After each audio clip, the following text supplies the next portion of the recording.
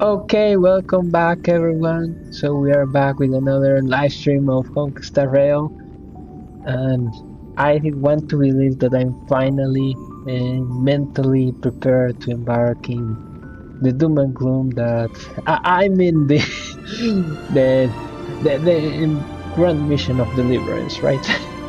So let's see. I'm just saying some how to say it. Uh, Titles here and there, and I just feel that, and I was already expecting that this version is going to be very emotional, but with very negative emotion. So I do not know. I mean, something that I must say is that I like HSR because even when you have to face very negative emotion, well, the stories with very characteristic, with with characteristic, with stories with a lot of negative emotion embedded to them, they are actually able to uh, make make the best of them come out.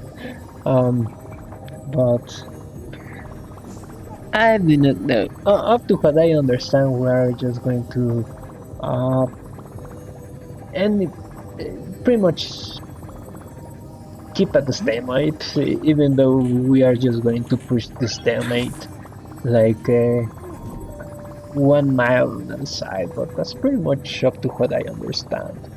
Um, which I mean, considering that this is kind of like a tug of war between the eons, it barely makes sense.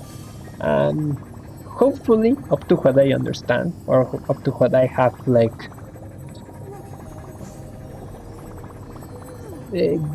gave myself as an idea from the titles and the imagery here and there that I have seen on the web. Uh, I think that actually a high is going to come and actually be a pivot um, for the outcome. But let's see, let's see. Let's just go to the mission, the doom and gloom of I mean uh, the grand mission of deliverance. But by the way, something Nice. that I have been wanting to. Okay, but not here. I need to go to Alfords for this. Let's just go here and here because should be fine. Um, It's still early. Where to now?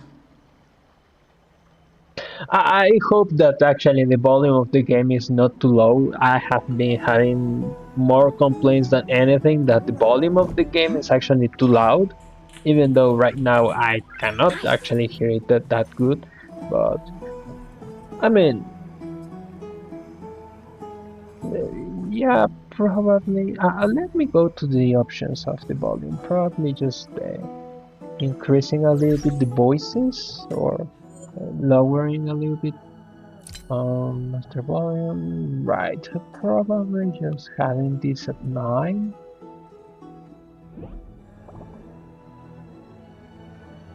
8 maybe.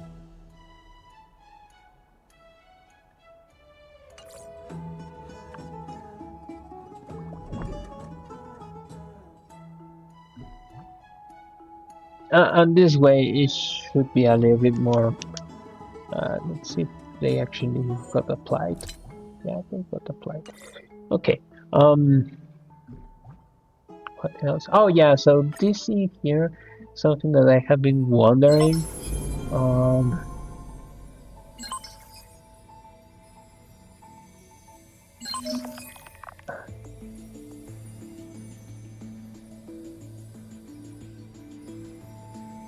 I need to go in here.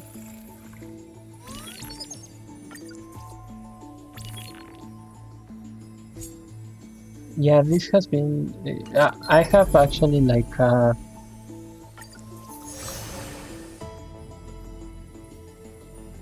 Oh.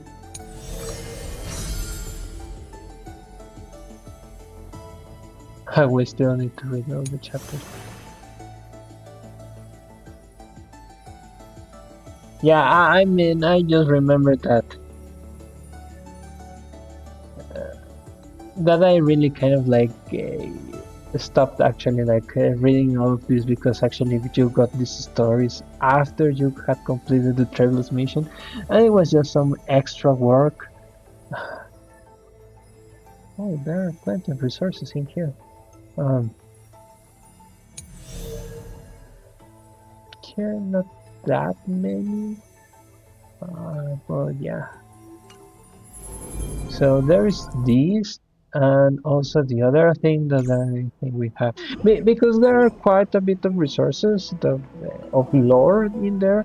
Like for example, something that I heard is that uh, actually through that information, it supposedly has already been revealed that there is actually like an stellar in Emporius thanks to Sander Lycos, supposedly used to actually um, hide Penacony through the gravitational influence of the Stellaron, um, which actually that's something that should have been like mentioned probably in story because it would have been kind of important. Okay, it is somewhere in there in the story, in the files of the administrator, right? Yes, I have written. Um, and, and the idea is to actually hide that from Polka Kakamon, right? Apparently, he's slightly afraid of her, which is kind of interesting because I thought that actually Sander would be more confident on himself than just having to like fear or be cautious about the polka. Even though I'm guessing that is wise to some degree to actually be careful, right? I mean, probably too much pride would have been an early downfall. Which, to be honest, something that I really have to mention, and I have actually stressed this when I was streaming in 2024. Now, something that I really liked a lot about the HSR is the way that they actually develop the characters in a way that actually the characters make sound, intelligent decisions and not just some dumb plans that kind of like further some type of plot or something like that, but that in retrospect it makes absolutely no sense that they actually chose that course faction. Um, um,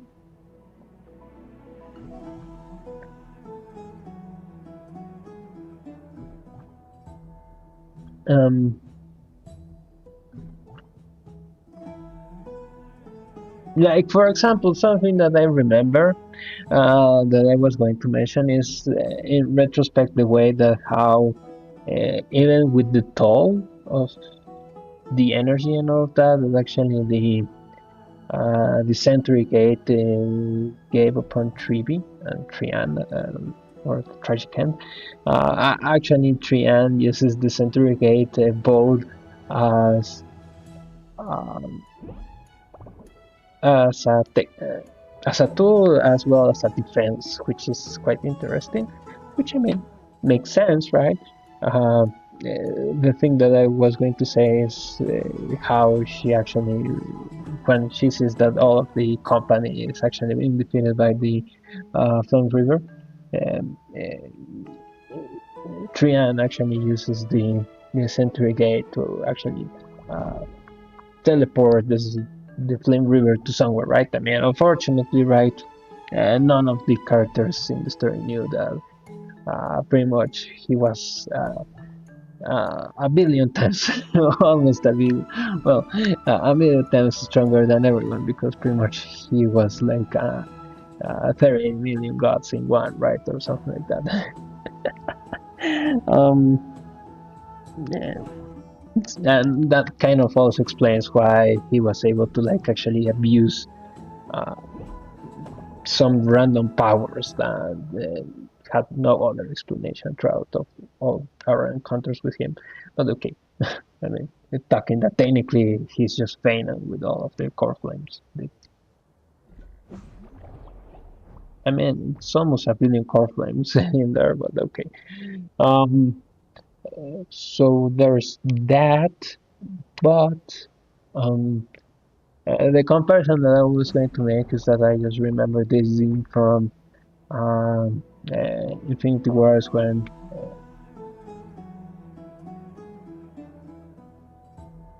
uh, Handel, uh, Heimdall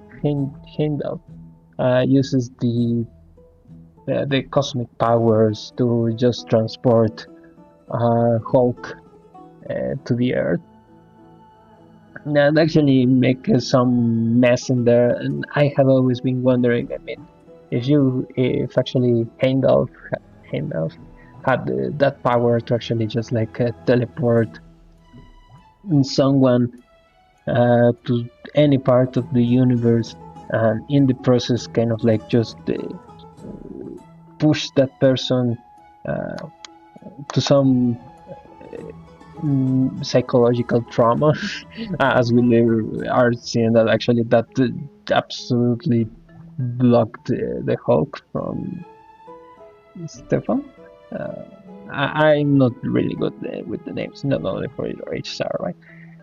It's just like, why not use that on Thanos before actually Thanos gets the Space Stone, right? But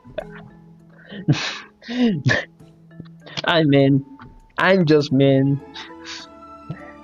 because right, I mean, technically, if he gets the Space Stone, then it makes no sense using the power, right?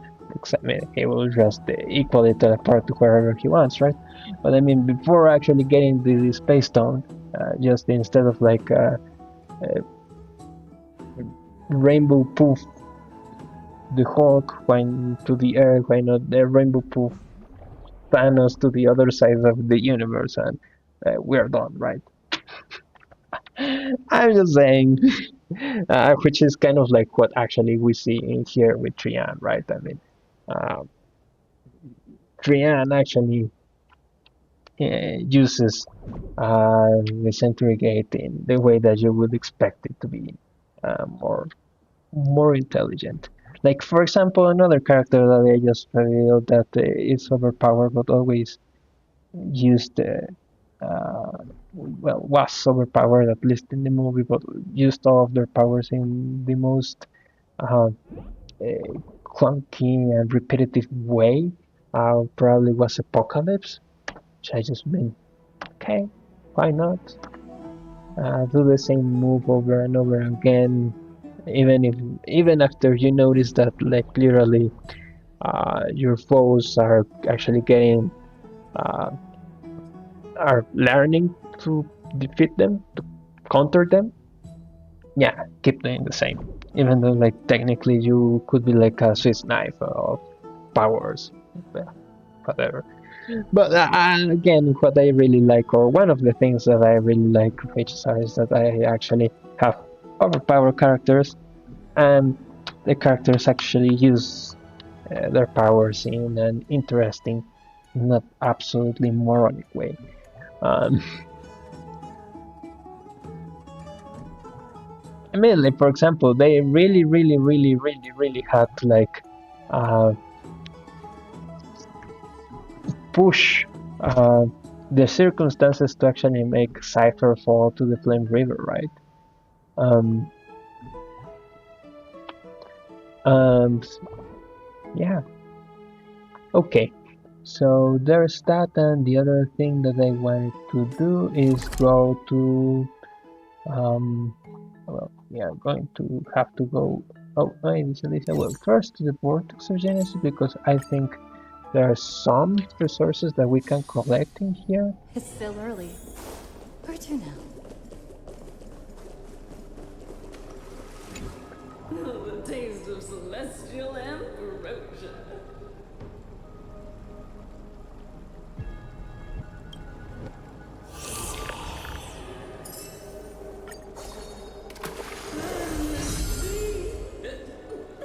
The sea is right here.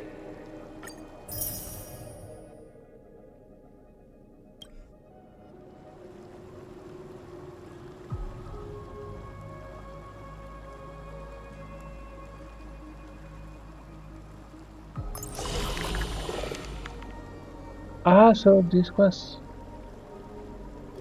also increased. Okay, we are going to be getting one of these ones.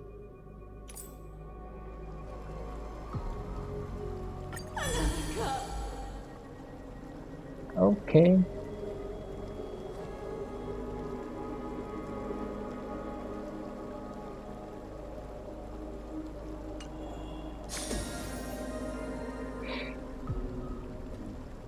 I mean, you have to give them that this is actually very funny.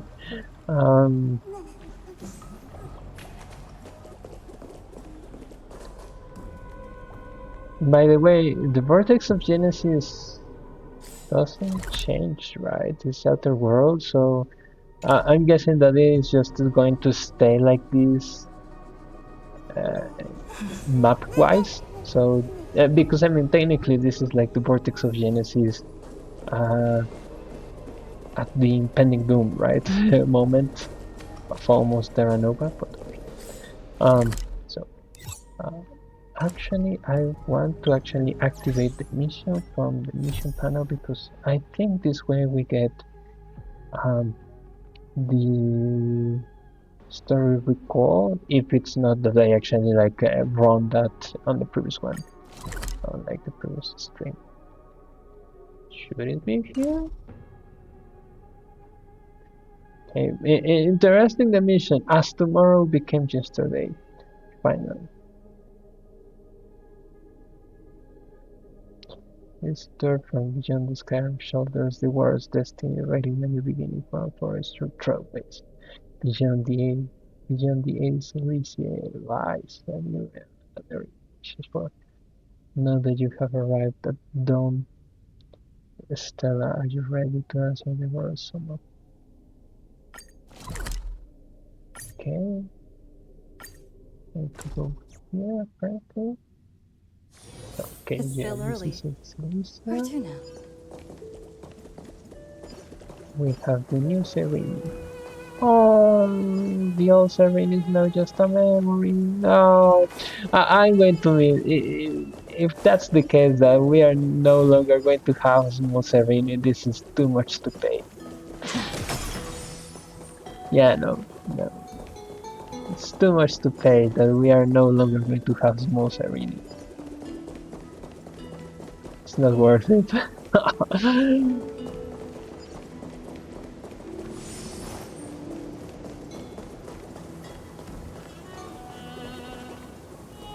No, it's not worth it. We no longer have small Serene. Ooh, I didn't know you could like focus the camera. 2 years and it's the first time I actually. Can you always do that? I mean, it's tiny. No, it's not tiny. The adjustment is quite okay. I mean, I have to mention that technically for like the entirety of the first year, I played the game without a mouse, but even then, like not only without the mouse, but like the path was like very bad. Ooh, actually, this path actually works in here. Like this path is actually terrible also. Like of the previous toaster, the path was very bad scrolling. There was almost no way to actually activate that on the path, which was very bad because I actually wanted to like use it to play License Return, but that wasn't possible because of that. I mean, I believe like the very first two runs of the game, which I didn't finish doing those first two, but during the first two runs of the game, I literally was like running around the planet because of the 3D geometry. I was running around the planet to actually uh, rotate the camera. But okay, nice weird tangents. Um, um, I'm going to miss. Yeah, small series. No, no. You know, guys, this is cancelled. We aren't coming back until the 4.0.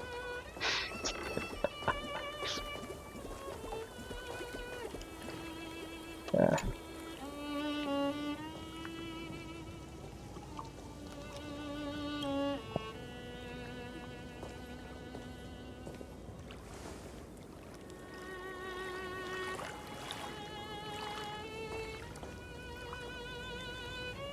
hopefully, This view hasn't changed at all, has it? hopefully, whatever is going to come through during this mission is actually just my expectations. I'm going to spell them out loud. I just expect that it is hopeless doom and gloom. I just expect that uh, they actually give us some way in case that we are unable to like immediately save Amphorius plus Irene plus most Irene.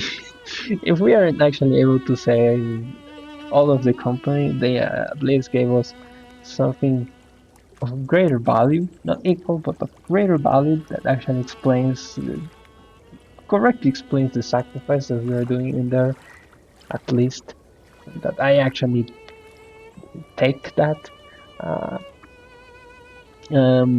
what else? Um, and actually, they again, if we aren't able to like save everyone from this world, at least they give us some path or plan to actually make that possible. As we gain knowledge on the universe to actually come back and save these guys.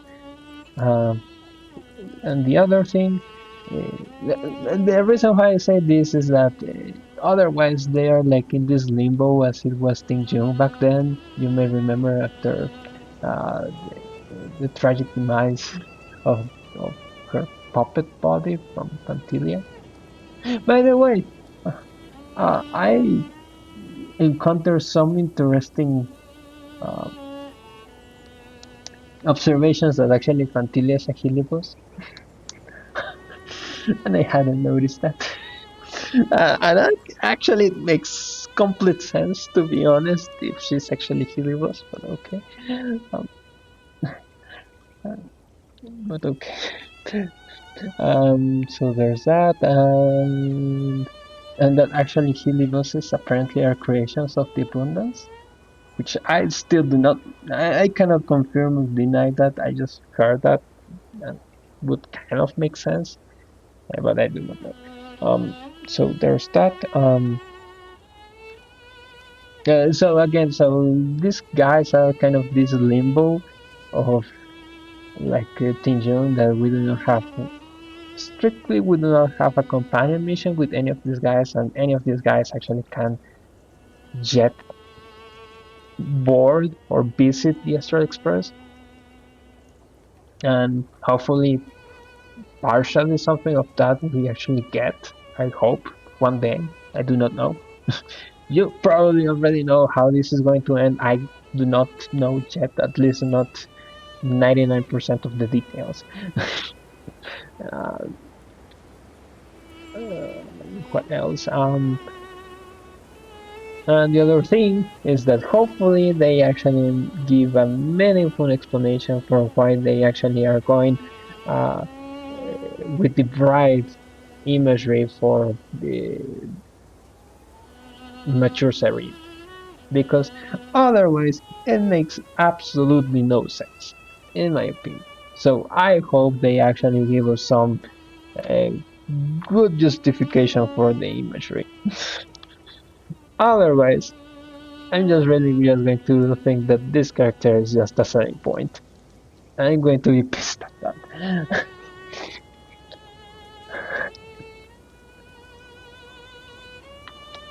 Because again,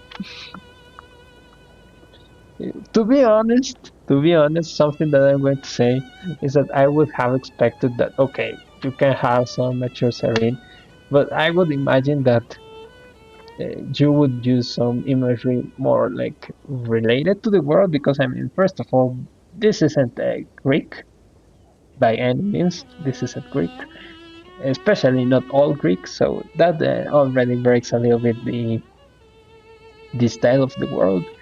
And the other thing is that at least when it comes to the Greek interpretation of love, uh, I just really feel that this is actually mixing them, if you know what I mean. But I do not know.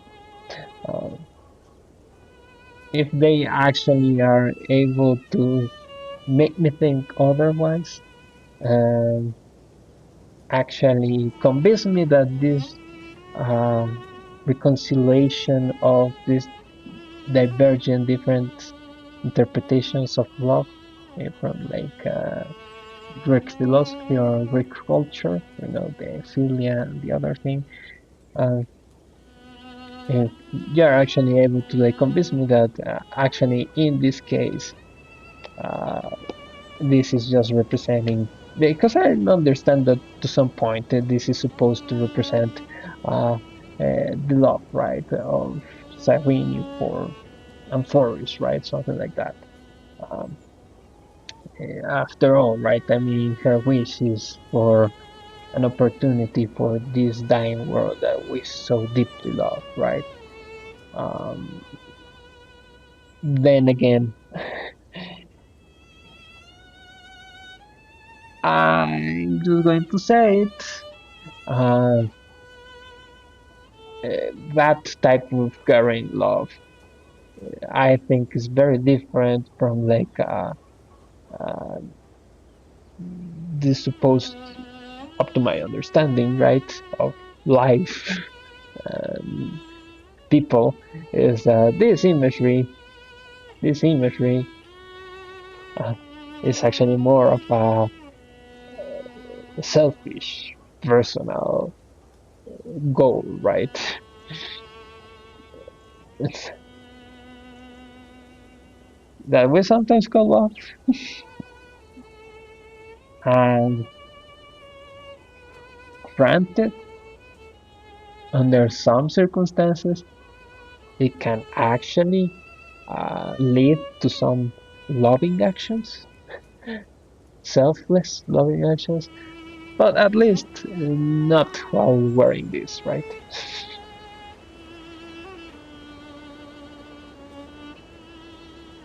So those are kind of like the three big complaints that I'm having from the start of the version of the mission. That hopefully they're actually able to like make sense of. I think that I mean, from my point of view, they have like boxed themselves in a weird way. From my point of view, I mean, I haven't thought this weird about uh, the plus story of HSR probably since the Penacony arc, the main Penacony arc, like uh, that would be 2.1 and 2.2, where I actually was like taken aback as to uh, my expectations of the story of the story. The script writers was taking a hit, although they granted, I'm going to say it, I feel that they actually did a great job on actually fixing all of my objections by 2.2. That was great, even though I have now realized that nobody liked Penacony. including the developers and the screenwriters. But okay, I liked it. I would probably say that 2.3 is kind of like not great 2.3, but at least 2.0 to 2.2, I just feel it was very well crafted. Right now, again, since the 2.1, I really haven't felt like this. Is this actually going to remain of my taste? I do not know.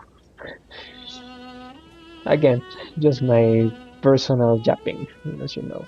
Um, um, um, I was going to say something else. And yeah, after that, like my only complaints would be like the 2.3 was like a little bit weak in the sense that uh, the way that the negotiations between Jade and all OT were kind of like very poorly written. I mean, they make absolutely no sense what any of the two is actually like changing between each other. Like all of it seems just like empty words with absolutely no meaning whatsoever.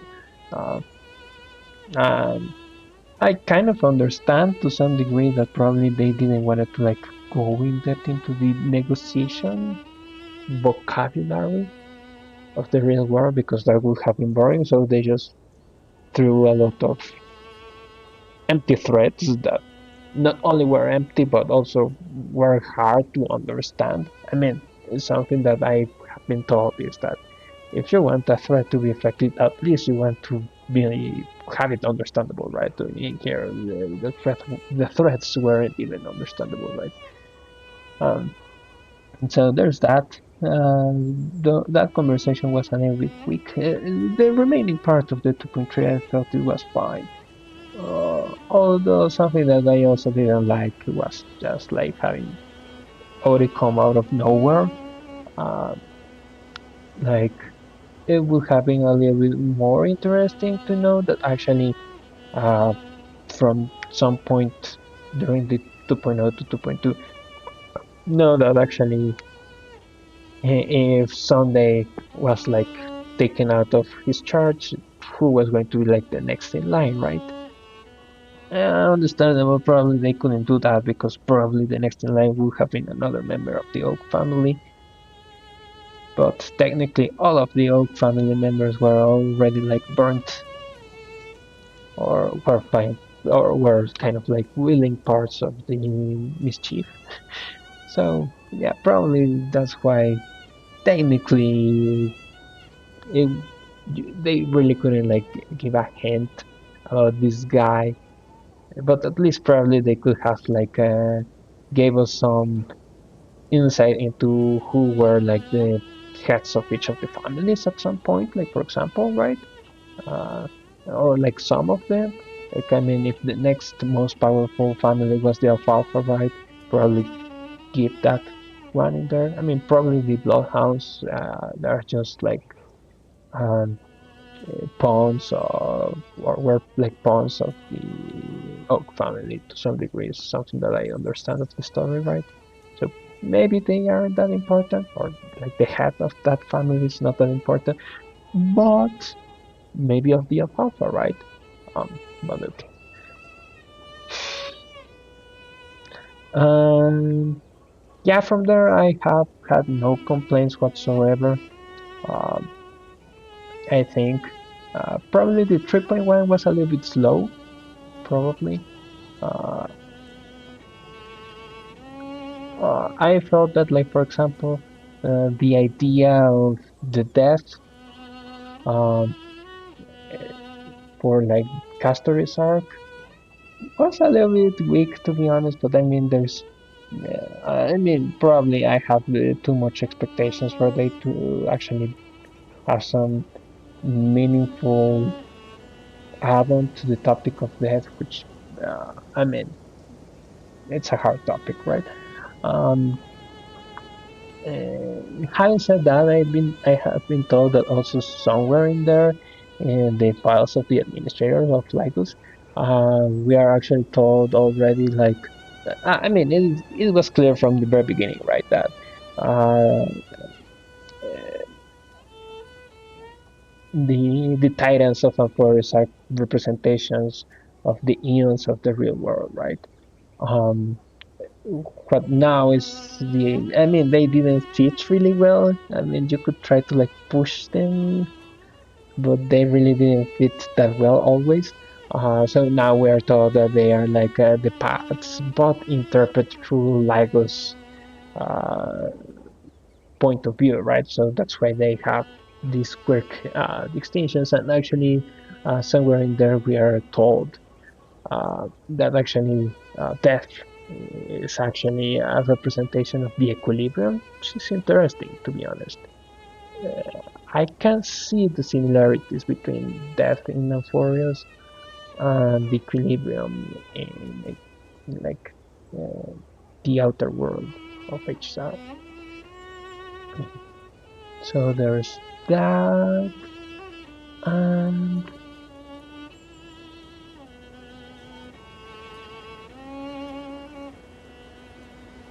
then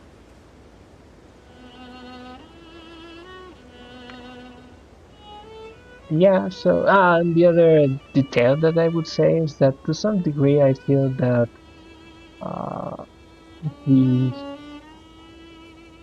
chrono the chronographic time frame of like the events in the 2.6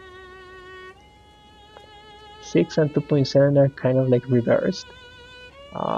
In the sense of like, for example, you might remember that technically, well, the Astro Express encounters Sting June or Fugue, because actually they were having some dealings with Ron May, right? And so it makes more sense, in my opinion, that because we are in the Lofu Festival, uh, the Sorta, the Wardens. We are in the Wardens through that, and actually, while we are in the Wardens, actually, Walt and Himeko are like dealing with Ron May. So I would expect that actually during that interaction with Ron May is when actually Walt and Himeko uh, re-encounter uh, Ting Jung. Well, actually, after the Wardens, we actually return to Penacony, but for Paperful University, where we actually encounter Rappa and all that, and to some degree, I just feel they are like uh, in the opposite direction, which to some degree it actually makes no issues whatsoever, right? I mean, technically, I can see that probably they wanted to like keep Sunday to the very last version of Penacony. Um, and so that's why they actually pushed the story arc of that version after Paperful University. But I mean, whatever happens in Paperful University, I mean, that fits as a time frame. It fits before or after. I mean, it could perfectly be that at that point Sunday is already part of the Astro Express, and it's just lingering somewhere in there um,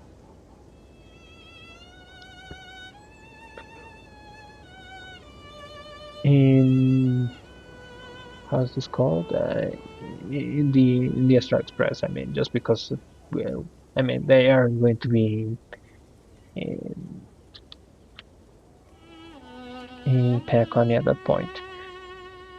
And actually, we have seen that there have been missions that actually new missions that actually supposedly have a time frame that are before, like for example uh, the Trailblazers room in the Astro Express, and after that, when we were doing the extra collab, the extra collab also technically happens back in time, right? Uh, like in the past, with respect to like the current story. So okay, uh, I hope I won't be making any more silly interruptions. The hometown in your memories never changes. But when you return to your senses, you realize that fate has already stolen the time away. Haha. Welcome to the Trail of Genesis, friend.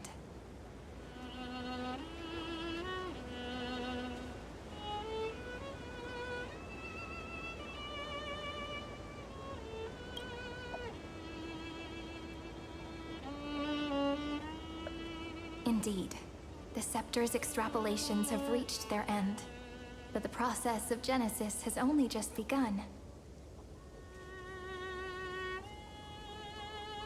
The path ahead will no longer rely on emotionless programs. It'll be decided by the will of humankind.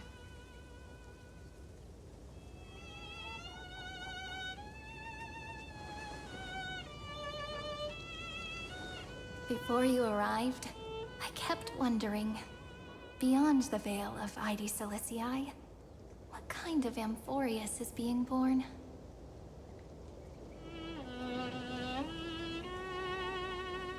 I can see fragments of it when I close my eyes. The friends who walked alongside us have all moved on toward their respective destinies.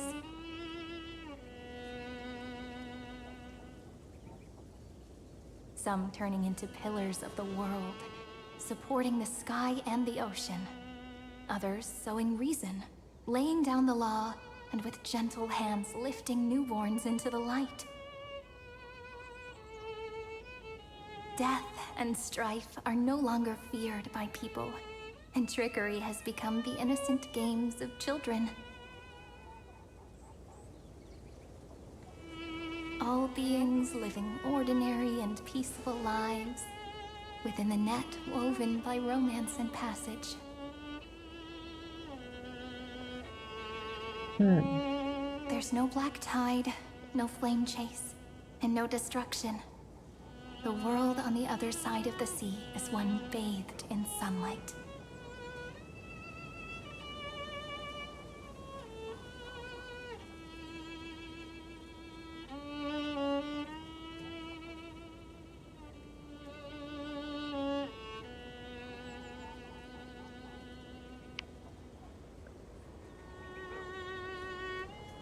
I'm between 1 and 2.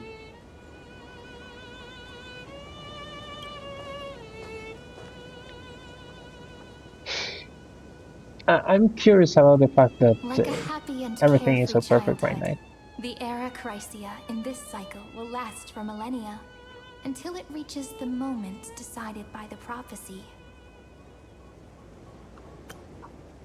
Like a happy and carefree childhood, the era crisis and this cycle will last for millennia.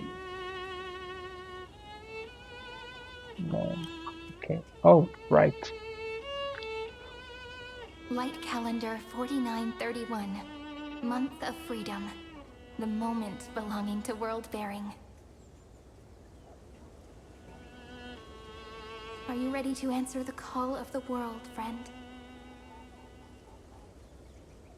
By the way, I'm Then having go something to wonder. and pen the throne of worlds' first stroke. For this world, made from countless wishes.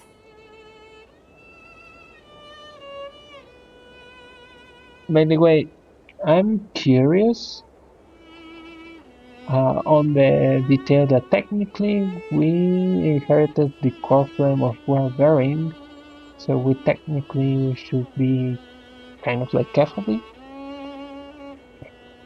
And I do not see that we are some big statue holding something in the middle of Pokemon. Just saying. I mean, I guess that technically it doesn't need to be that through all of the cycles. Uh, all of the titans need to have the same representation, right? But I mean, um, it is interesting to say the least that we went from carefully to the new carefully. Technically, right? I mean, correct me if I'm wrong, but I mean, technically here we are the new Catholic. You say that, but it's gonna be ages till we reach light calendar 4931. I can make use of the crevices of time, but surely you and Don Hung won't have to wait around for a few thousand years, right? Oh, That won't be March. necessary. We can simply sleep, and the chronocognitive anchor will wake us up.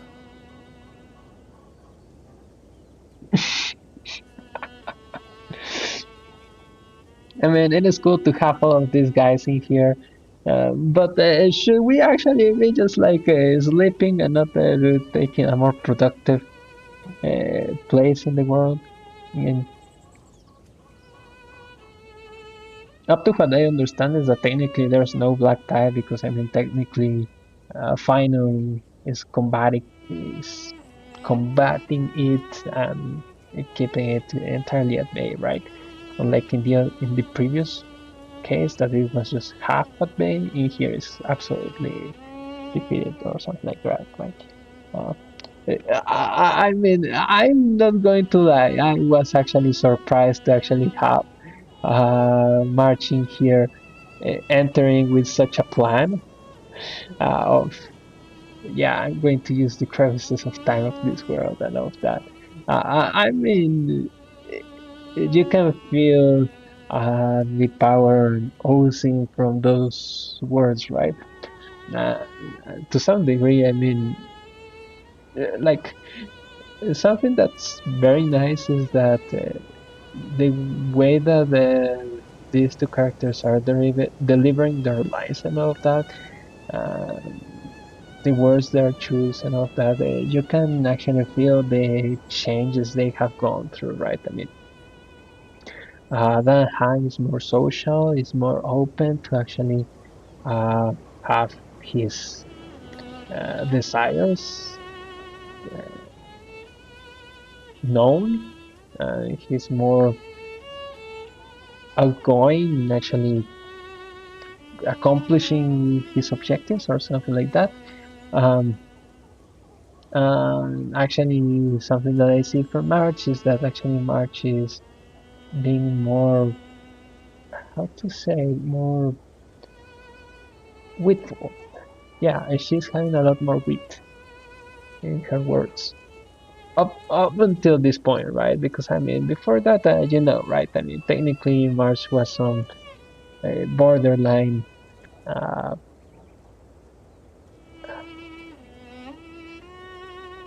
I Yeah, I mean, she wasn't really that serious, right, to say the least. But now we have a Mars that is a lot more serious. Again, a lot more beautiful, I would say.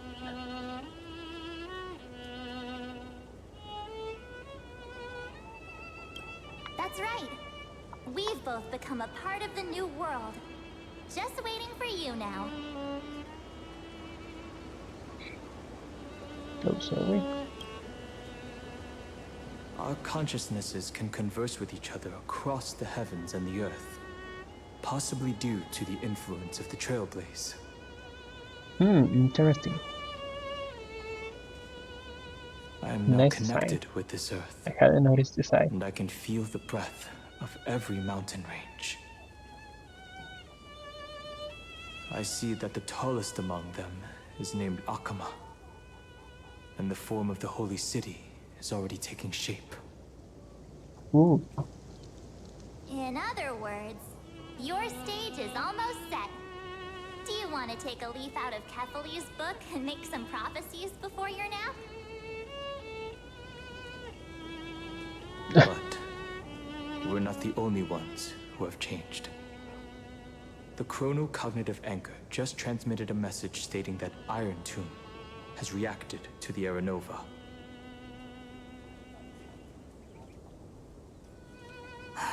The moment when our friend bore the weight of 30 million cycles of memories. Was probably also when the scepter devoured 30 million cycles of destruction.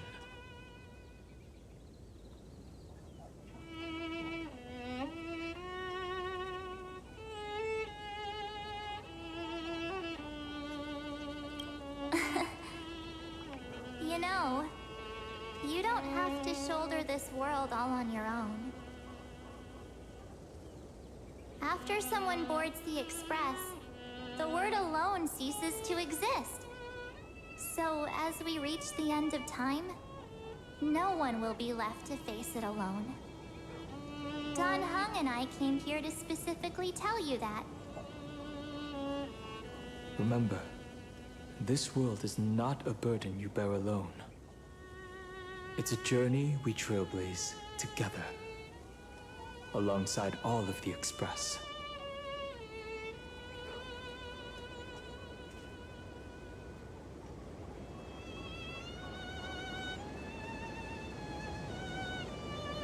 Oh, I want to use number 3. I really want to use number 3. There'll be plenty of time for you to show off in the future. She meant to say that a hero only turns up at the most pivotal moment. Alright. It's time for Don Hung and me to go have a super long nap. Look after this world for us. The road ahead is long, but we'll be waiting for you at the end. We'll definitely meet again. This is weird. Let's take one more look at the other side of the sea before we set off.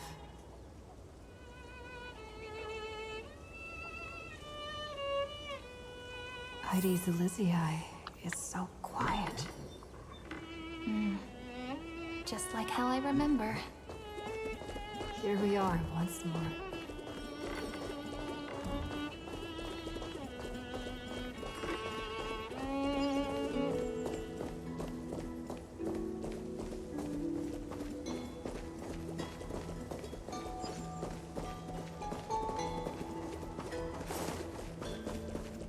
But honestly, I really would expect that we will need to have some more active role than just like the previous Kefali, which just gives a prophecy and sleeps for the rest of.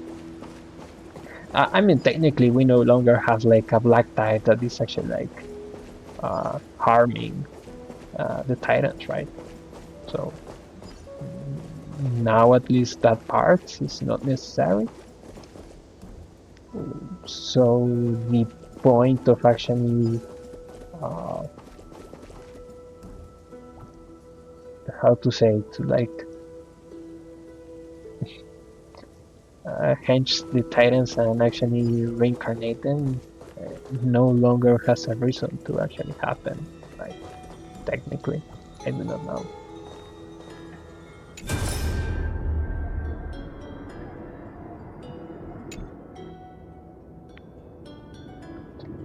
Hey, hey, fancy meeting you again, bravely you trailblaze to a great bird.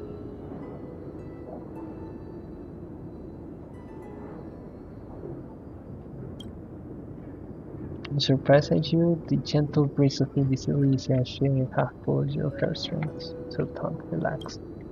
Don't forget, I have already fulfilled my promise of requesting to the eternal night. Our meeting now and the words I'm about to share are fragments of farewell that we left behind in advance.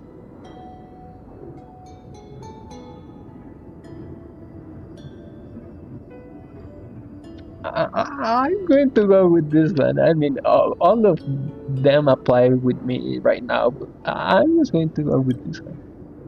What do you think? The Anasrava, impure child of Anasrava, but actually mean without wings? Thinking back to our brief yet lingering encounters, how worried you were of me, we never even had the time for a proper farewell, did we? Okay, that can be helped. The role in playing isn't exactly likable. If I left without saying goodbye, wouldn't you hold that grudge against me forever? So for one final time, I decided to stir up a few of your pleasant memories. Okay. Think back to when you left ABC Alicia, back to the beginning of the flame chase. Okay. Your journey has been exceptionally smooth. After all, the people of the flame chaser who believed in a prophecy of Onyx We're convinced a deliverer from beyond the sky with the sand upon force.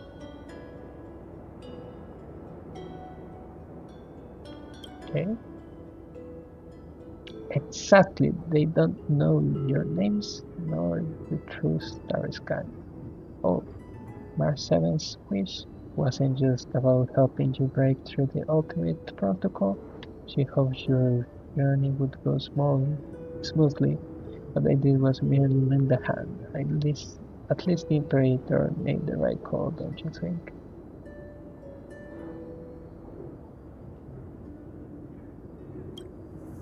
Well, welcome.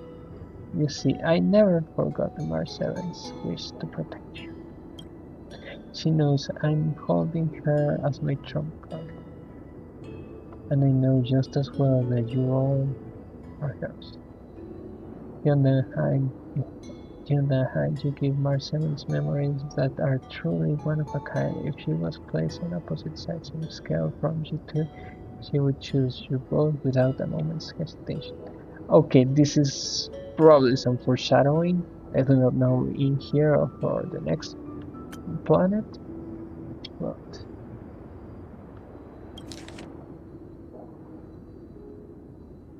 if she was placed on opposite sides of the scales from you two, she would choose you both without them. So I'll leave you with a question. What if one day Marcel walks down a path completely different from yours?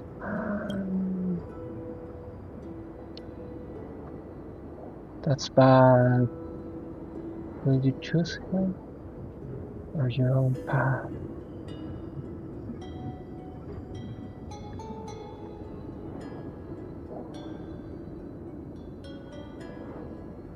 No.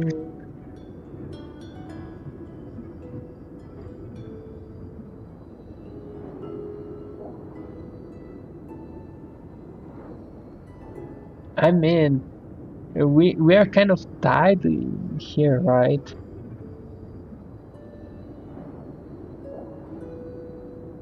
Because I mean, if this ever happens in the plot, we are just going to stray from March, right? And probably the Trailblaze for reasons that we do not know yet.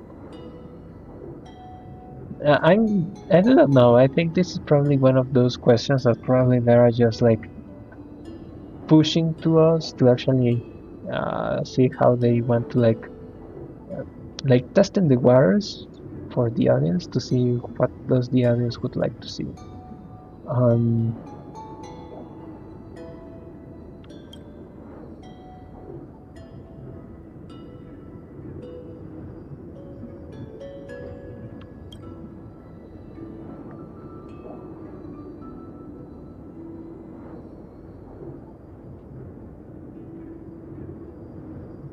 I do not know if that's actually something that I liked. The choice that I make is one that I'm regretting.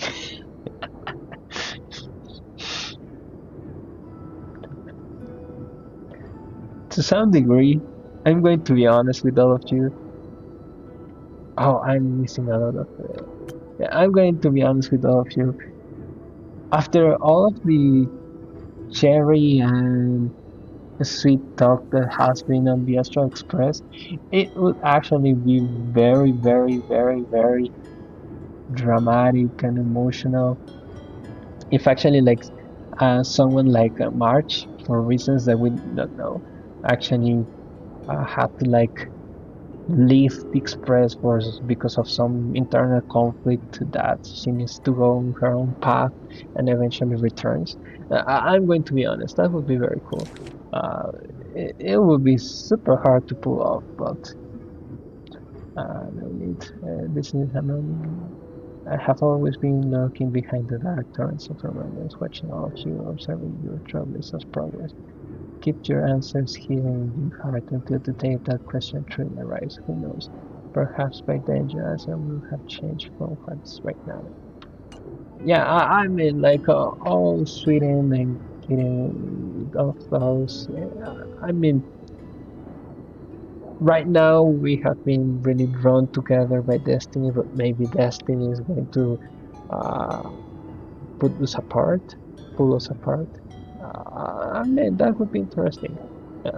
Again, I would imagine that you need to like pull the characters apart and then unite them back or something like that.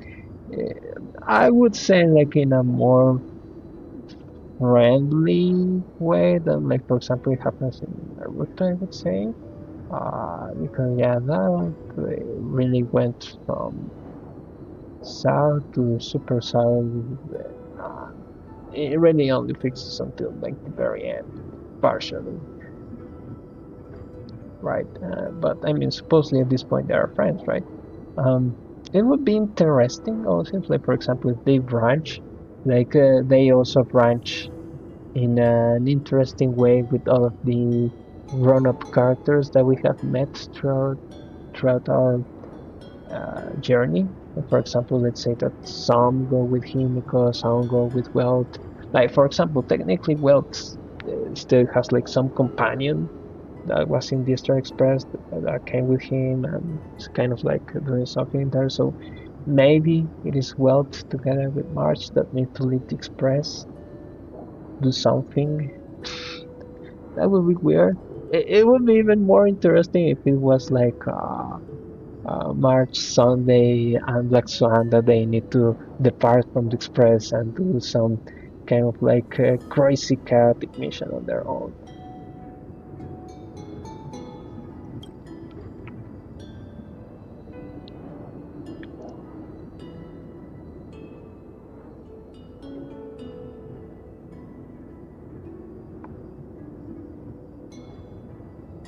Alright, that's the last farewell. Now, welcome to True Oblivion. Will you? Oh, what?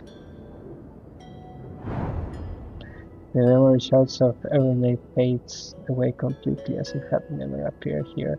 All that remains is the gentle sea breeze of Elysium and the endless sunset.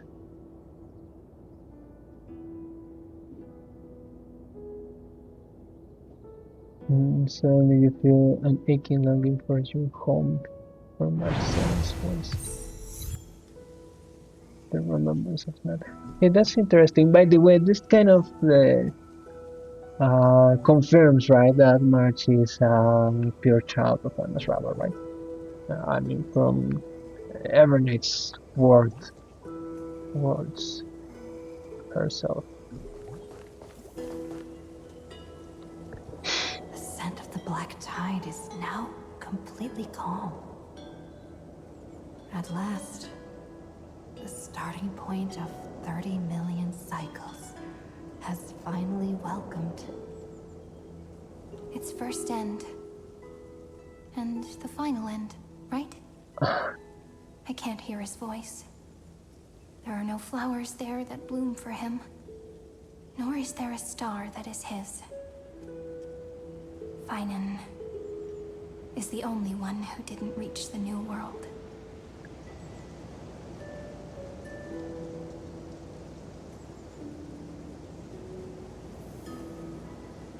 I mean, technically this is kind of true, but Look, the golden light that shone upon the grove still meanders between heaven and earth, like the prophecies of Amphorius.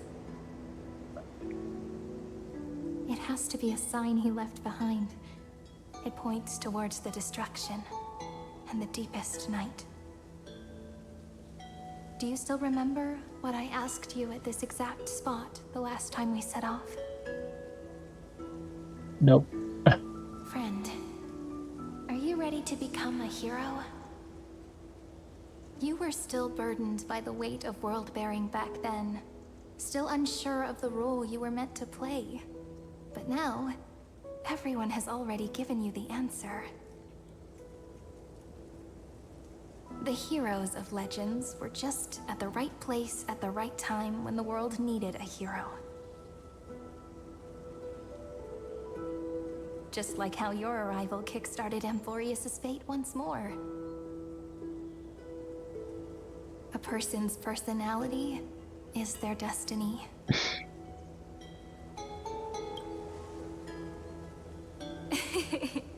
We best. Those are such beautiful words. Thank Thank you, friend. I was also trying to cheer myself up with what I said. After all, before we truly compose the end of this story, I must also pluck up the courage to head off with you.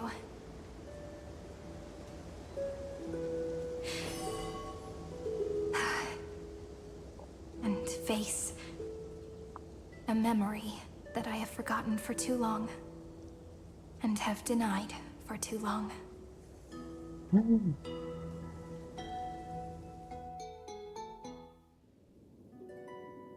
It's so dark. What is this place? The great tomb of the nameless Titan. The deepest recesses of memory. Also, the place where Cyrene was born.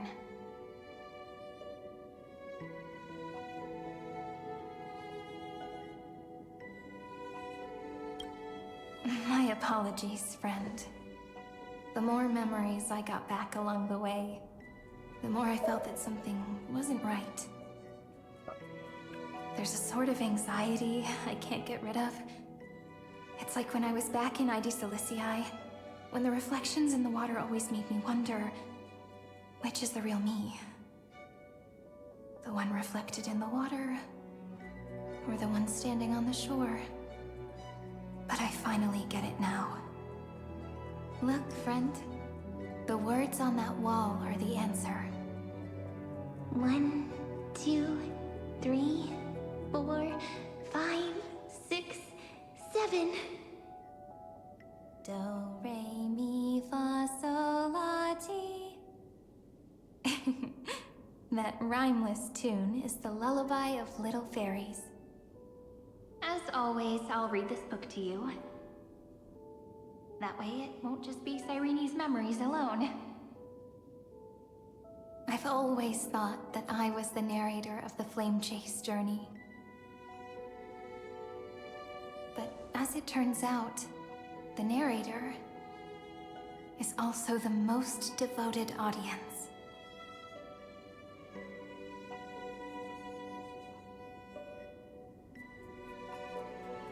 Very true. Thank you, friend. Every single Cyrene. That sounds so kind. At the moment of Era Nova, I was enveloped by the texture of memories. Within the glistening crystal, I saw countless Cyrenes, as well as countless versions of me. This is the final puzzle piece of the memories. A prison born of the erudition. A grave annihilated in the destruction. That unknown solitary god. The 13th Titan who should not exist. The first new spore. The demiurge is right here.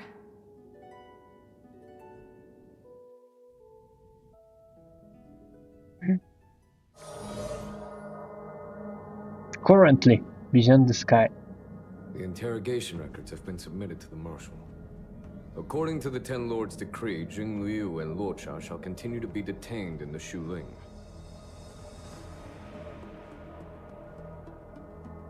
But you, Merlin's Claw, have been reluctant to end the transmission. Do you wish to reminisce with us? Or is there something else on your mind that you're just desperate to get out? You're quite calm, Jing Yuan. The Alliance only authorized the law food to be deployed for this Iron Tomb operation.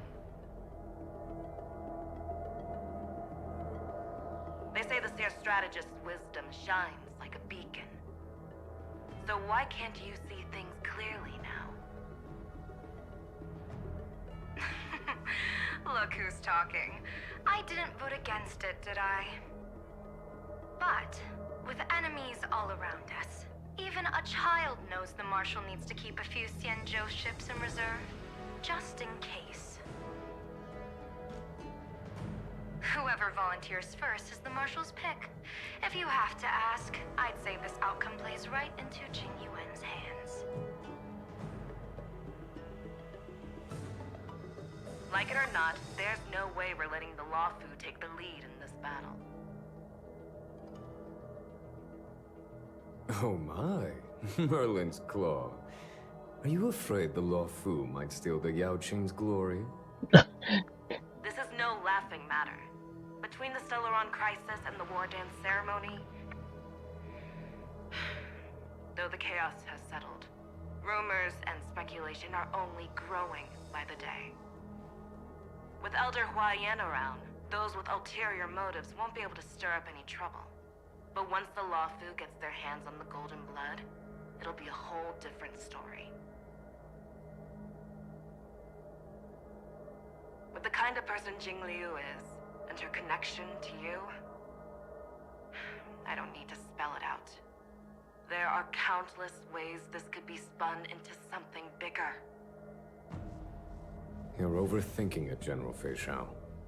When I volunteered for this task, I never expected unanimous support from the Alliance anyway. The Lawfu will seize the Golden Blood and redeem itself. That'll be our first win. Then we'll leverage this Golden Blood in the negotiations. Our second win. These 2 wins for the Lawfu will make all 3 of us happy. And that'll be our third win. Look, if this were a Skyfaring Commission deal, we'd be rolling in money, wouldn't we? Maybe the Divine Foresight should change his name to the Optimistic General instead. With the Decalite Reflection Barrier, the Yuchuan must understand even more than the Luofu how significant this battle is. Amphorius' karma has vanished from the matrix of prescience. What omen does General Yao Guang see in this anomaly? In divination studies, we call this an empty fortune. It involves the eons and is thus beyond what mere mortals can comprehend. Okay.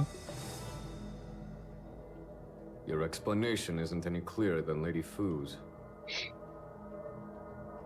Come on. How hard is it to understand the word uncertainty?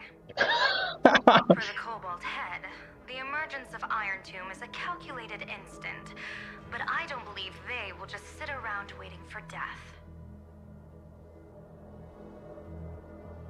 And for the powers of the cosmos, this is their chance at survival, and the key to turning the tide of interstellar affairs.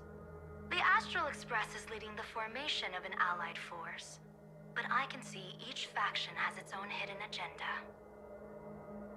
There are even divisions within the Alliance, so it's not that hard to imagine how the other factions will react. Jing Yuan, I crossed paths with Selenova's Legion at the Battle of Sedunirama Star Cluster. Be extremely careful. The Ruined Legion's troops and weaponry are nothing to write home about. The IPC, even the denizens of Abundance, could take them on. However, while Void Rangers are just expendable pawns of the destruction, the real wild cards are... The Lord Ravagers. Indeed. Nanook's emanators are also their weapons to burn down the paths. I'm afraid conventional military tactics and strategies will be useless against them. My assessment is this. To completely take down a Ravager, we must disregard casualties and spare no cost. My only fear is one wrong move, and the Lawfu will fall into Fintilia's trap again, inching ever closer to destruction. Doubt is exactly the demon she wants to plant in our hearts. Do you still remember the beginning of the Alliance Oath? To save future generations from war and bloody dispute. The Rainbow's arrows have always aimed at any force that threatens the cosmos. Now that the Trailblaze walks alongside us, the Cloud Knights shall keep their oath as they have from the beginning. I just hope those on the front line will remain safe.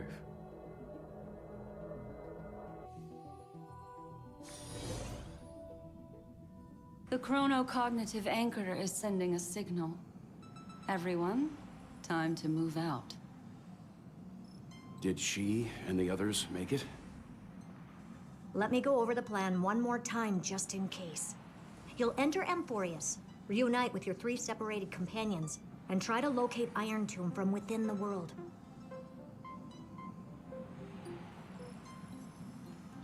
Who are you taking with you? The fate of the universe hangs in the balance. We can't afford any slip-ups.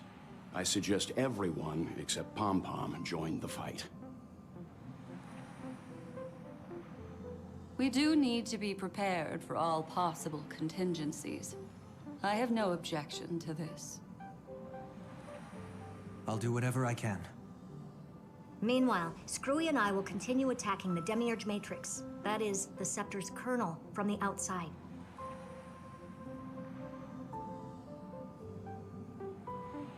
With our 2-pronged attack, we'll turn this hunk of metal into scrap for sure.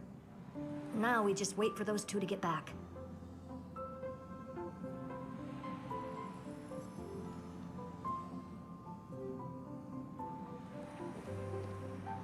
Oh, and just like that, they're here. Sorry to keep you waiting. With Planet Screwlum's help, the formation of the Cosmic Alliance to counter Iron Tomb is progressing smoothly.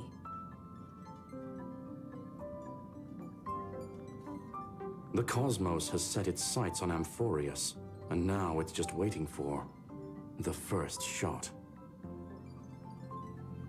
Well then, let's not waste any more time, Fourth Mirror. It's my time to shine! Finally off the bench! Initiating thought refraction. Please read the safety protocols carefully. Huh? I'm just kidding! I've already checked the agreement box for everyone. And now, destination? Amphorius. 3, 2, 1, launch!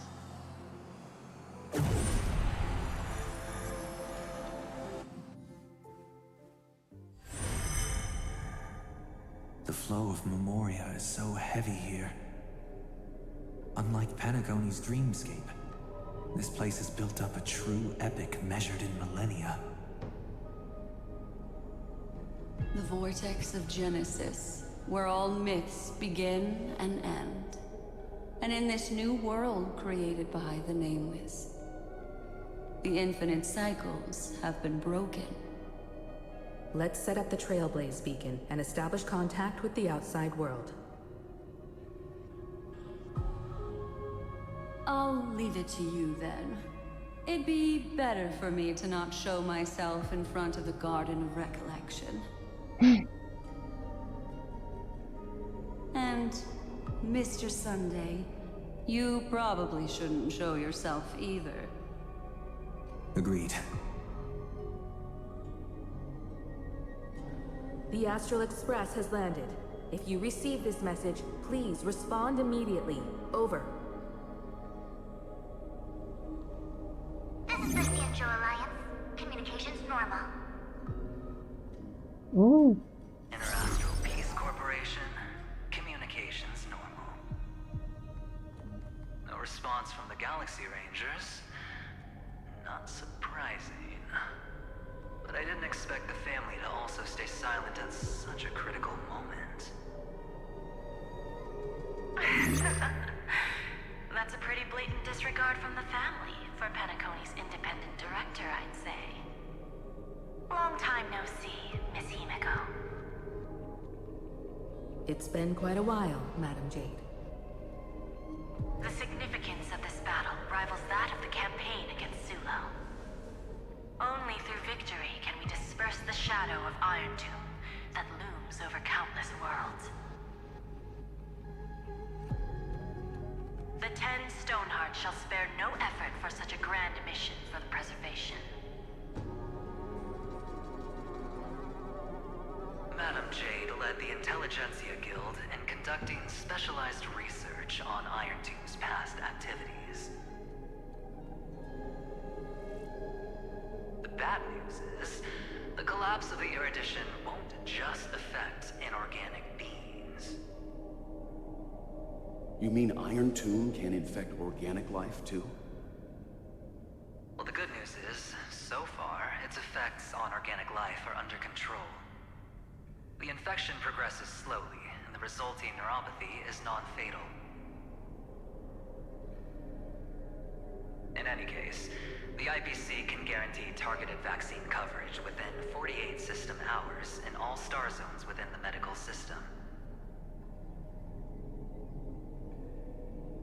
What about other star zones?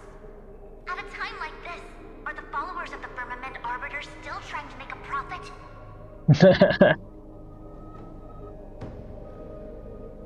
I remember you, Master Diviner. Your performance during the Third Denizens of Abundance War was quite impressive. Please rest assured, all worlds can purchase vaccines from the IPC with a humanitarian discount. That's the current policy at the very least. But if the Xianzhou Alliance is willing to assist with the IPC's assets in Epsilon and other star systems, we'll have more cards to play when reiterating to the board the necessity of deep cooperation. It makes sense, since Interracial Peace Entertainment's headquarters is in Epsilon. But why are all the other worlds on the list? Places that the Elation has visited? Think of it as a long-term investment. Please understand that everyone at Pierpoint is swamped with Iron Tomb work, especially the marketing development department. At this rate, even the 10 Stonehearts can only do so much. Having some assistance from the Alliance would surely benefit the entire cosmos. Wouldn't you agree?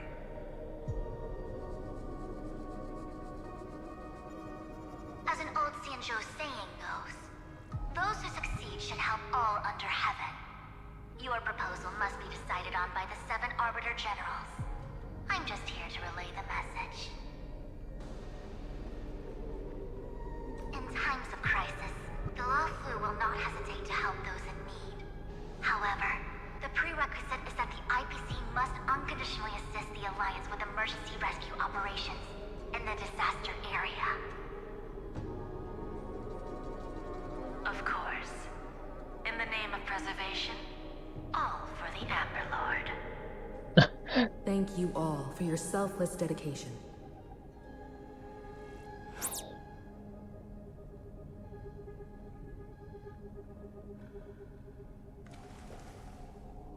It's clear that each party still has qualms about everything. That's my Clash put. between destruction and erudition isn't just about the fate of the cosmos. It's a moment for all factions to reshuffle their cards. You can never be too careful when battling a Lord Ravager. All are equal in matters of life and death. In any case, we can only hope for the best in all that's to come. It's about time we dive into the vortex and see what Amphorius looks like on the inside.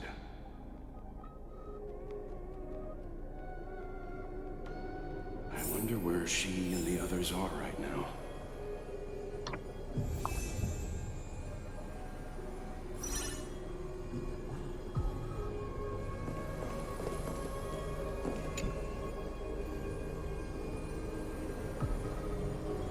Hello? How's the signal? We're through! I can see the video feed. Everything's working perfectly. And Topaz is in here. Miss Okay. Branya? Miss Serval? What a surprise. It's been a while. We've already heard from Miss Topaz about the Iron Tomb operation. She made a special trip to deliver the vaccine to Bellabong.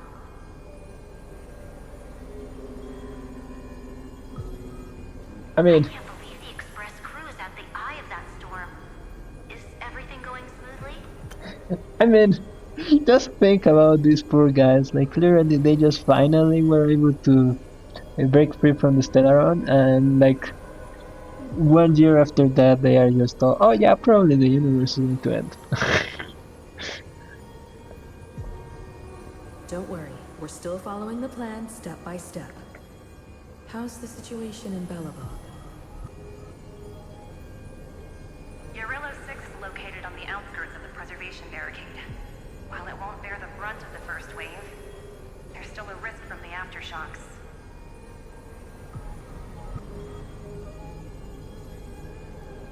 Matt, Part, and Pela are busy organizing the Silvermane Guards, having them consolidate their lines and dig trenches. Zila and Lynx just got back from the Geomarrow vein production chain. Hey, do you want to say something to them?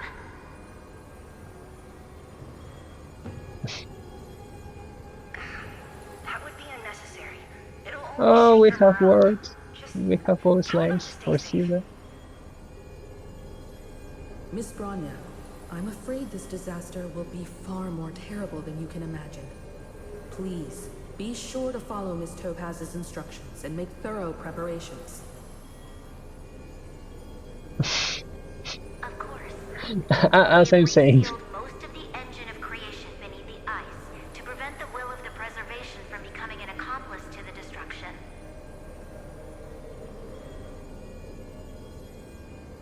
Don't worry, Miss Himiko. Belobog is far more resilient than we imagined. We really wish we could help, but Urillo 6 has only just woken up from its hibernation. Yeah, I mean, this poor guy's never been. Standing at the forefront of disaster is the hope for many ordinary civilizations across the universe. In the face of a massive catastrophe like this one, relatively smaller civilizations have never had many options.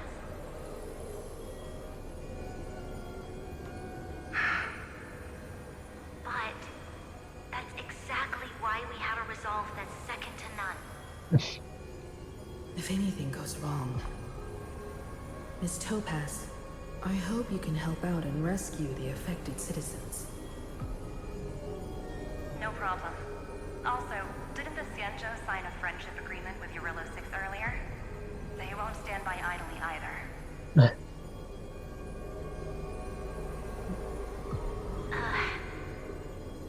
I appreciate your kindness, everyone. But Urillo 6 is our home. We will defend it to our last breath until the last Belobogian falls. Miss Bronya. May all civilizations that have made it this far on their own strength weather this crisis together.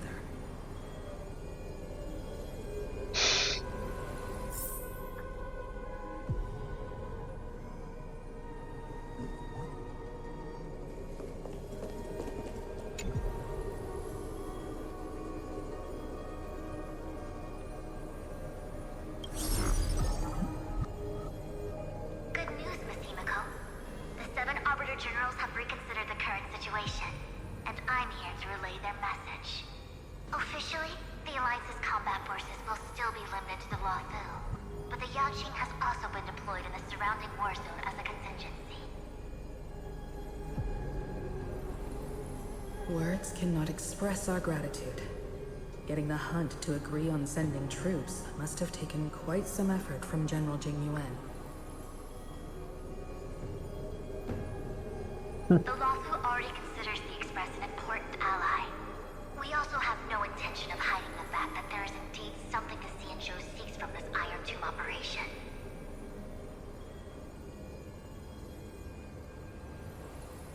But this time, the Marshal herself decided to send out troops.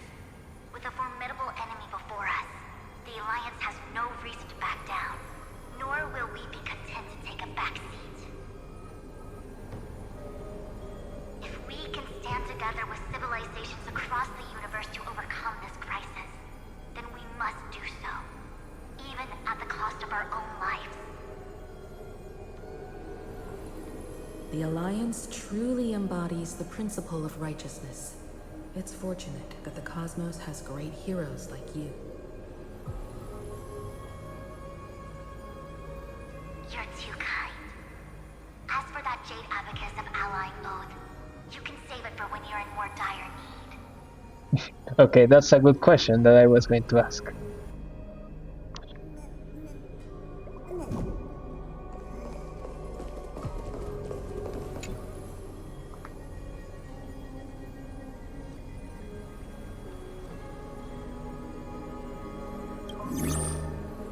Eventually. I regret to inform you, Miss Himiko, that even the Strategic Investment Department is constrained when it comes to the Iron Tomb issue. And it would be difficult to meet the expectations of the Astral Express. However, Madam Jade instructed us to look after our nameless friends as much as possible. So let me offer you all a small suggestion, just from my personal perspective. Other departments at the IBC might also take this opportunity to extend an olive branch to you. When that time comes, I hope the Astral Express will remember that the 10 Stonehearts were willing to stand with the Trailblaze, even though we were in a difficult position. And more importantly, we were the only ones willing to do so. Sounds like a threat, doesn't it? But trust me, every word comes straight from the heart. Has the internal conflict within the IPC really gotten this bad? Everyone knows about the bad blood between Diamond and Oswaldo. At least until now, they've had an uneasy truce. Until the Lord Ravager Archforger caught the board's attention. I'll leave it at that, as it's confidential information. Hope you can understand. Lord Ravager Archforger. Is this the Ravager that is going to go for the preservation for Kupa?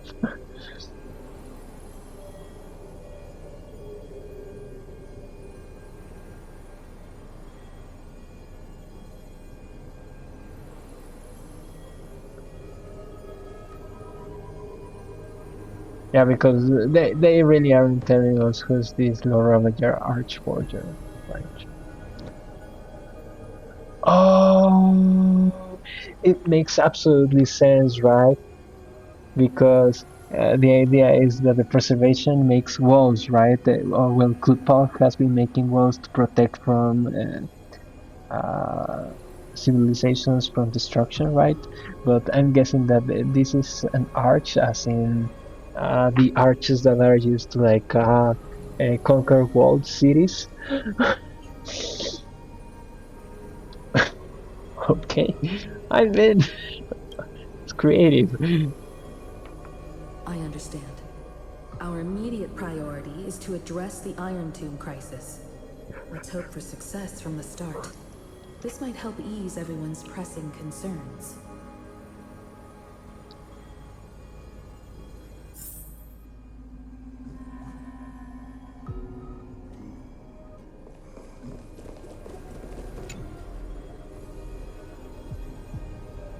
Galaxy Ranger. So this is Blue Hill, right? No, that's not wrong. Of course, we would never know the Ranger's comings and goings.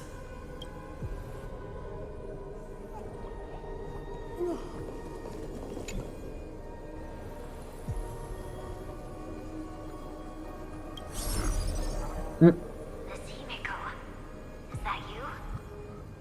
Yes, and you are Miss Robin. Yes. I apologize for not being able to respond during the meeting earlier. And even now I can only appear in disguise. On behalf of the Penaconian family branch, I extend my sincerest apologies to everyone. We tried to request aid from the family, but we essentially received no response. I've heard about the internal conflicts within the family. Miss Robin, there's no need to apologize. Every bit of strength is precious at this moment. Thank you for understanding. The good news is, since you're one of the shareholders of Penacony, the family heads have agreed to allow me to lead all Asdanian tuners to the front lines. My charitable foundation will also do as much as possible to provide support in this battle. They'll ensure that proper arrangements are provided for those wounded on the front lines, and for residents in affected areas.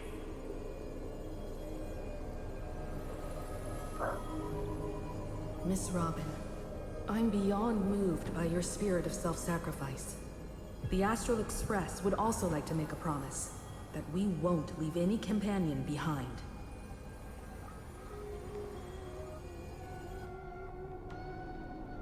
That's it, right?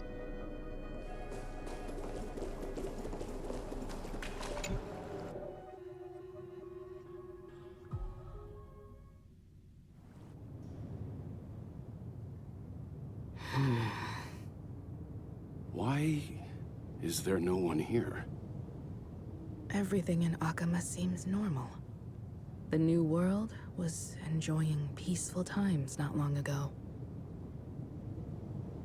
It seems it was even more recent than not long ago, Miss Himiko. The fruit on the table is freshly cut, and the bath temperature is just right. The remembrance tells me this place was bustling with people just moments ago. It's as if everyone vanished in an instant. Could this be Xandar's doing? Unlikely. He's still under the surveillance of those two geniuses. Could it be some kind of local custom? A custom that makes an entire city fall silent in an instant. Pardon my frankness, Mr. Yang, but this reminds me of some unsettling rumors about the Harmony. Complete silence. Is often the prelude to divine intervention.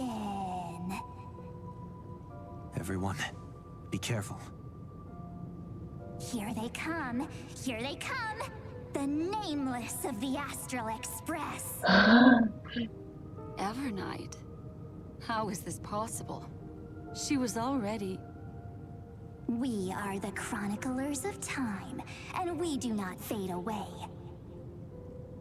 Finally, the last era Nova has been completed. What did you do to the residents of the Holy City and the three nameless? I didn't need to do anything. The remembrance will ultimately become the substance of the new world. Now, they are no longer the Trailblazers you once knew, but gods who permeate heaven and earth. The 12 Titans who guard Amphorius.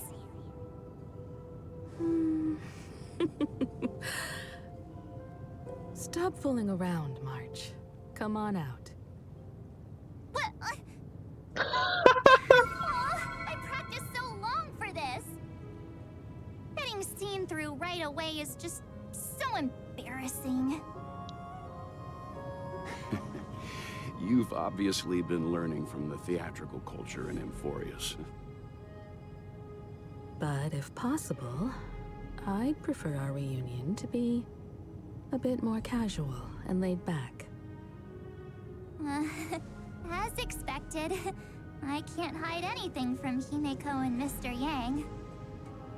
Well, long time no see. Guess I'm back? We should be the ones to say that. Sorry for keeping you waiting. So, these jellyfish are the Titan's power? Nope.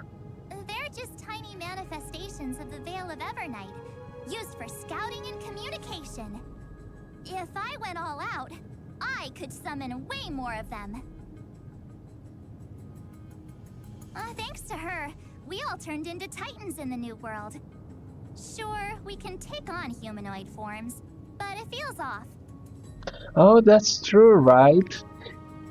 How intriguing. So what does she look like now? Yeah, because this actually this is making sense, right? Because this is also something that Xerxes and Nicanor were able to, right? Um, because uh, and to some degree also Thanatos, right? Because we have Polixia, uh, although Polixia was on the another round, right? But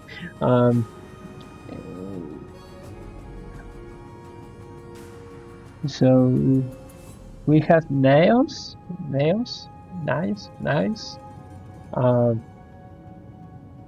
for like the human form of Nicanor, right?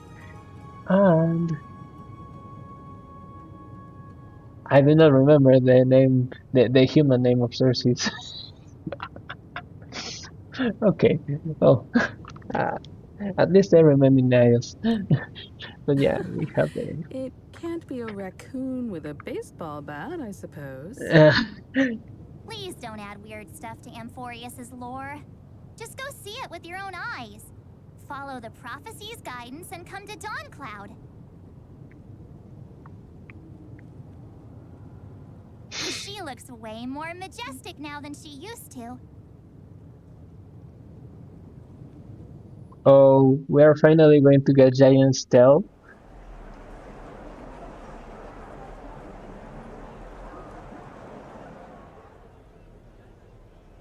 Unbelievable. All the residents of the Holy City have gathered here. This isn't just a gathering. It's a pilgrimage. The people's expressions are resolute, devout, as if waiting for a miracle to descend. That colossal deity is her. She has become the pillar of the world. Surprisingly authentic. Being this serious is quite unlike her usual style. Those people didn't disappear. Instead, they've answered the call of the prophecy and come to witness her awakening.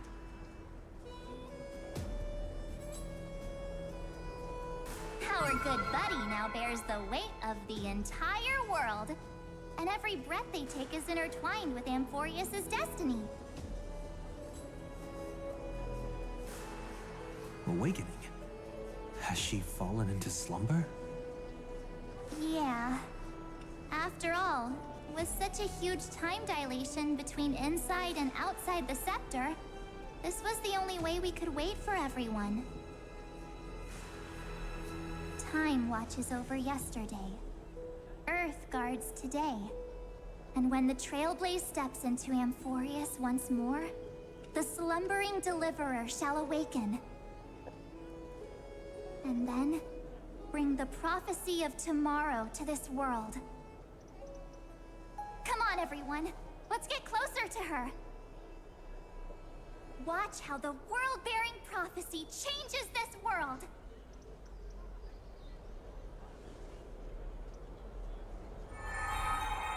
It seems the kids are already miles ahead of us at this stop. All the more reason we can't afford to slow down our pace. Let's go witness this moment for ourselves. Majestic.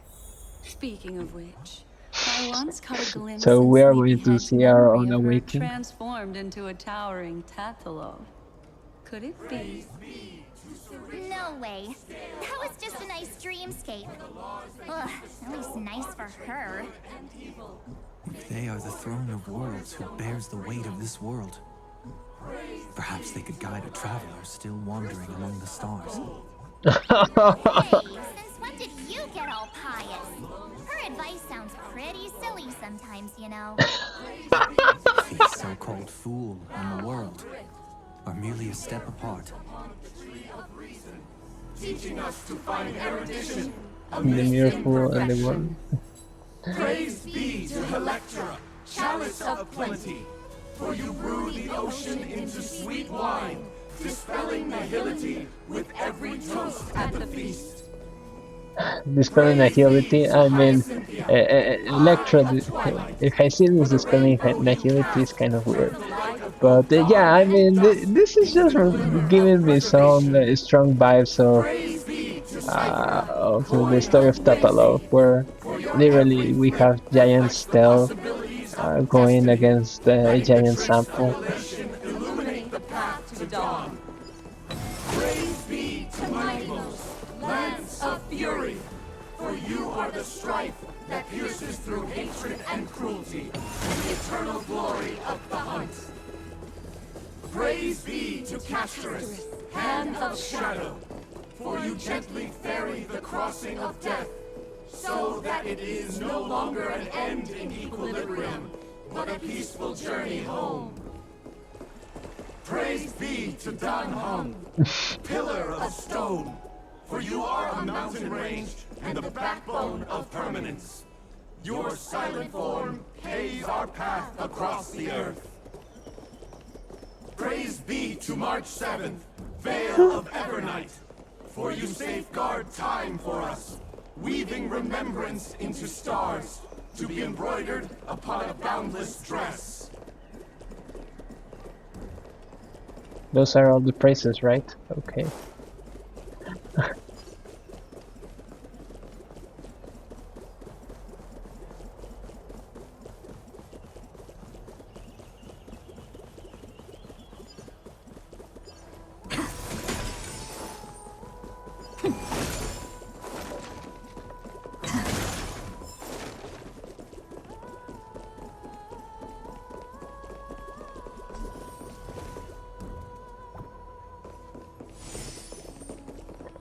So this is the how the map is actually going to end, right? Because this is the God Council.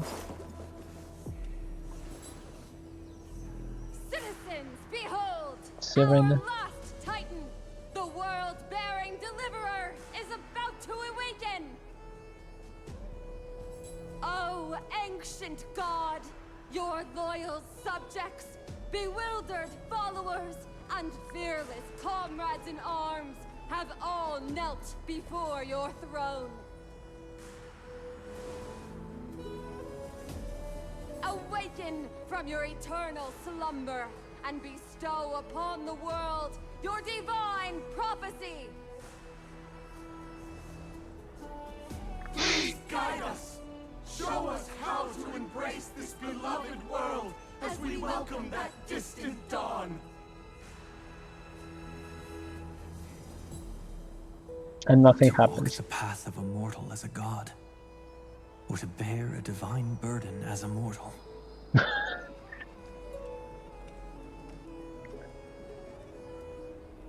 She will give us the answer.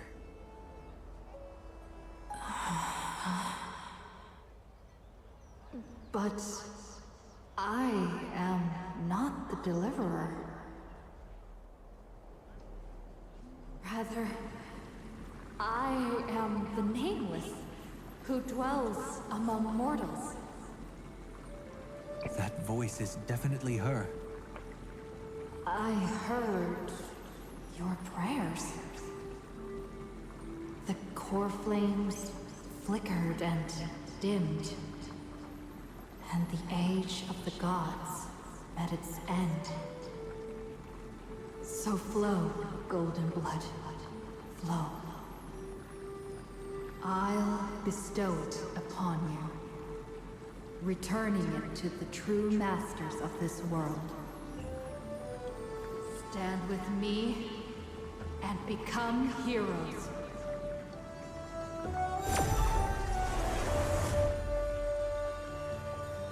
What's going on? This? Yes, it's the miracle she brought to Amphorius. Of course, it would manifest in the form of the Trailblaze. Golden blood, raining down like a storm. The prophecy has descended, and the Titan commands us not to be supplicants, but to become heroes of rebellion, to face that destined calamity, the destruction, head on. The prophecy of the Deliverer means nothing to me now. It belongs in the hands of someone far more fitting. Someone like all of you. In the name of Kozlana, let us depart and march towards the light. It's neither protection nor salvation. As always, there's no need for totems or myths. Humanity's most primal faith is that instinct named survival. Let's go, everyone. Someone has already sounded the horn of departure. Explore, understand, establish, and connect. Together, let us blaze a trail for the destiny of this world.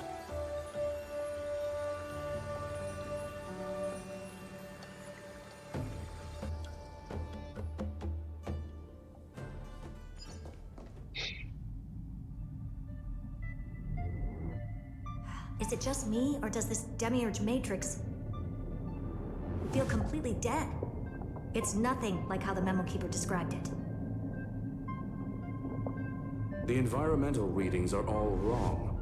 Conclusion: this must be what the kernel actually looks like in the real world. What did Xandar do to the scepter? At the end of light, there must be silence. Certain, pure, and absolute darkness. Not the time to quote the Lord of Silence. Bad omen. Either way, we have to press on. Until we uncover the truth behind the 13th Titan.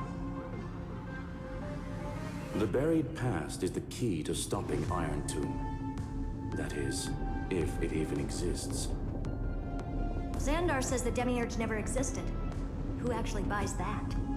You can erase the records, but not the truth. It vanished too cleanly. No traces. Like someone's yelling, "Look, there's nothing here."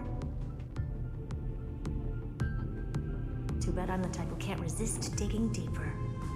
Looks like I'll be counting on you again, Screwy. Let's tear the system inside out. Always happy to help. But as your academic partner, I have to ask. Herta, what if we fail?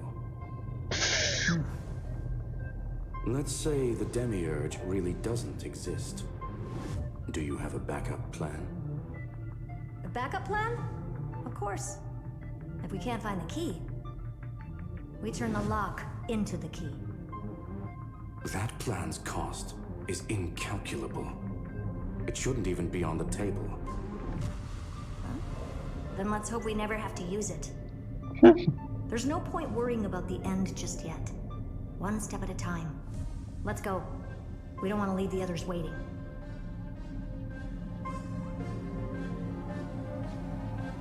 You brought what I asked for, right? A butterfly has to land on the branch before it can dance. We'll need a wide open platform before her entrance. Okay, I'm going to change to Herta just because I want to change to Herta. What could possibly pique?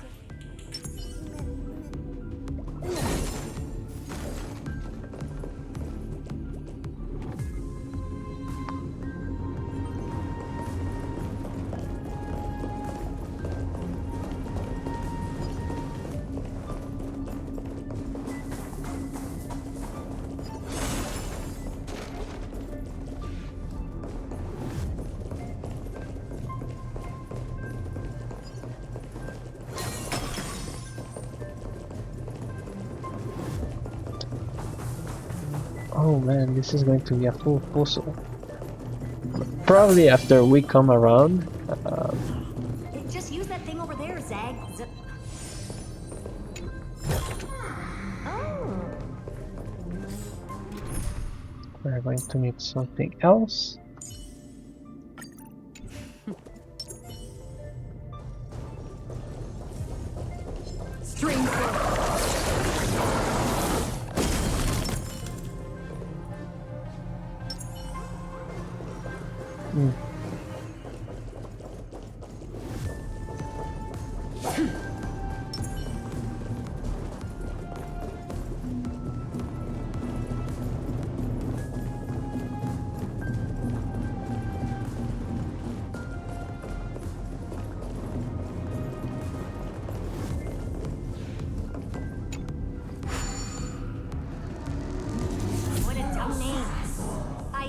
rename it.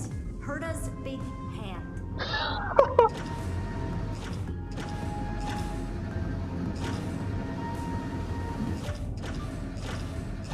We're going to punch it. Herta's Big Hand is what I call power. Keep it going. What is this? A junkyard for old Intellitron's leftovers?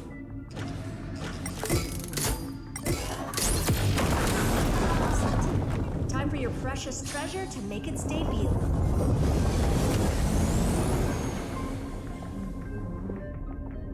Target initialized. With these wings, hacking should be much more efficient. What the man?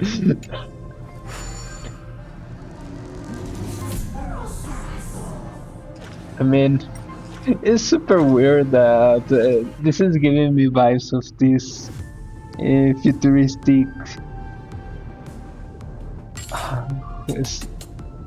How's this called? The stray fish? Ray fish? Let me check.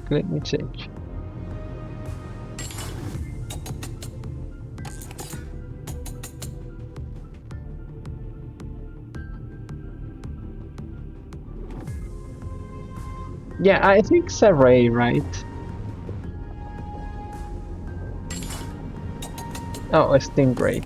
Yeah, it gives like this futuristic, like that is bold because it can fly, right?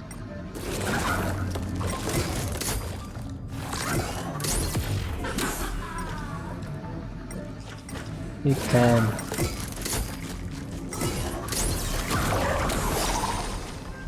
It can fly, it can swim, and it can get submerged, right?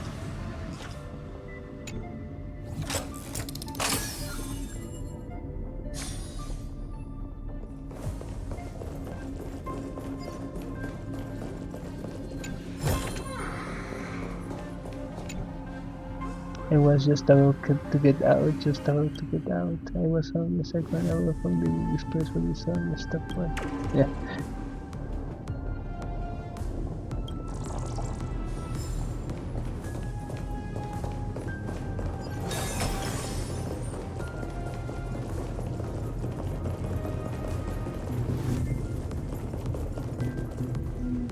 Oh, a classic nuclear heat engine. Classy choice. Just a personal preference. Her name's Mistletoe.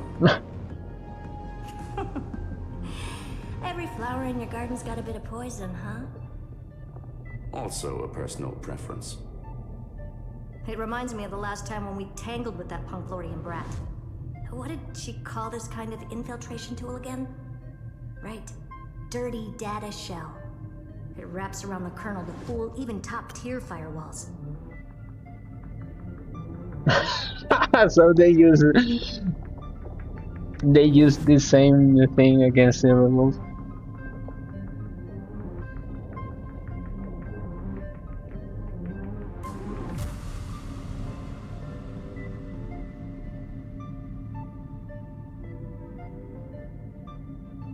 It wraps around the kernel.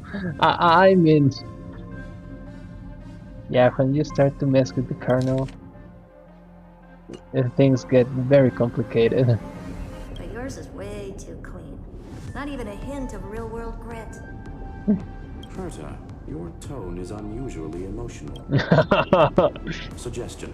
Let's get back to the topic at hand. I thought we were done with that conversation. Oh, she's afraid. Unfortunately, current conditions won't let me ignore any variables. Especially the most important one. Your will. Iron Tomb never stops. It is evolving faster than any of our worst projections. Every instant in the Eon's calculation is like a sword hanging over the cosmos. Every move humanity makes could speed up its arrival. Which is exactly why we can't mess this up. And now, Droidhead wants to hand down judgment to the poor cosmos again. Order Star Trade War, Emperor's War, Rupert's death. Every time their instant arrived, it meant another bloodbath for humanity. But in this ultimate battle of erudition, you and I are supposed to be players, not pawns. If you choose to burn yourself out as a resource, then everything we've worked for means nothing. Herta, the cosmos won't just stand by and let a genius throw their life away. And neither will I.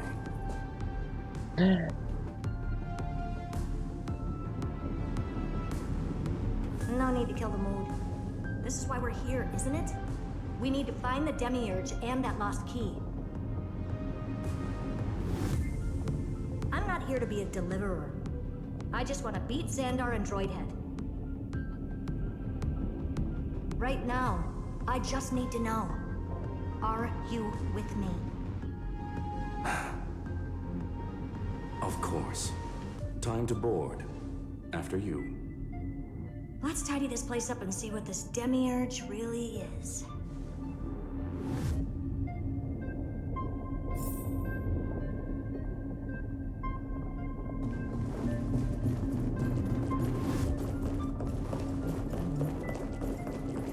I mean, we have seen that technically one of the bad endings is her attacking herself, right? But we know that we aren't in that timeline, right? So we are going to have a little bit more. We are going to have Berta for a little bit more time. Even if Screen gets sentimental about it.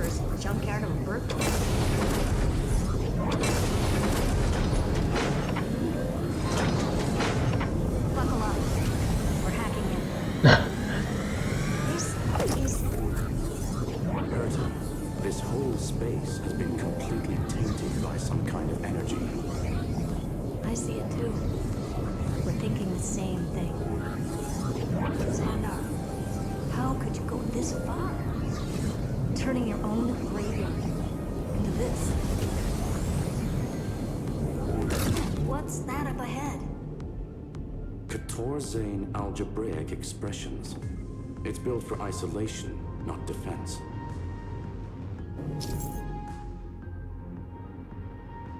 Trojan program is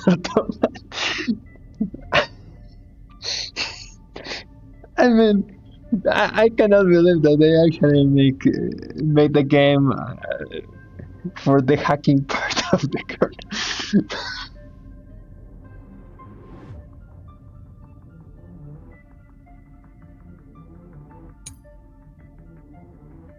I'm usually super bad with these types of gameplay, so bear with me if actually I take like 30 tries if actually we are having to like drift too much.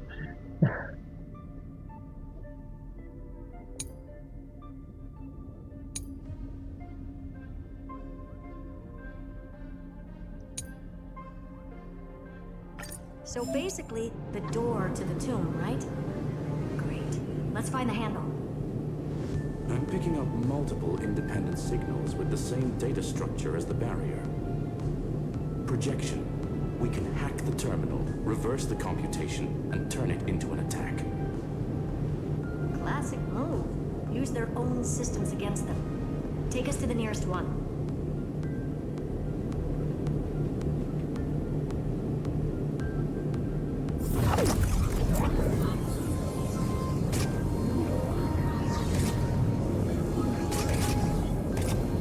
The up and down are inverted. That's nasty. I'm always terrible with that. I'm just going to crush this thing. I'm sure of that.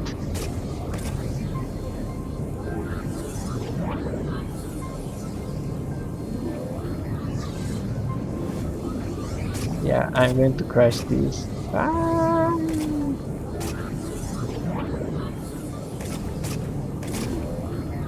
I do not know what I need to do.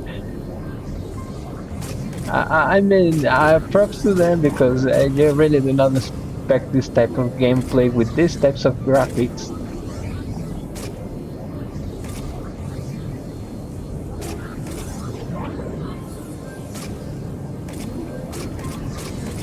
Okay, we cannot crash.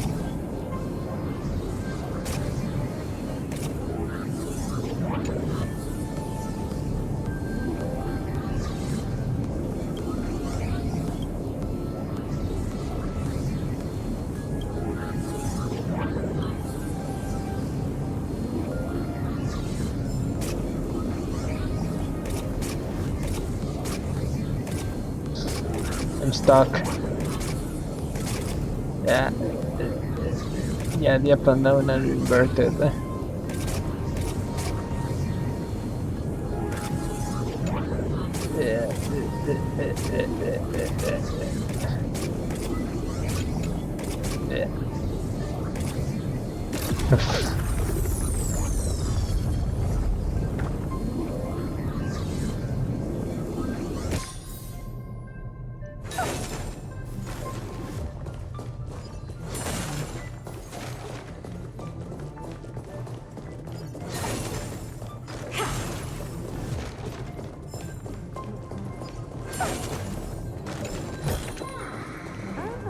You want this? Fine. Take it and amuse yourself.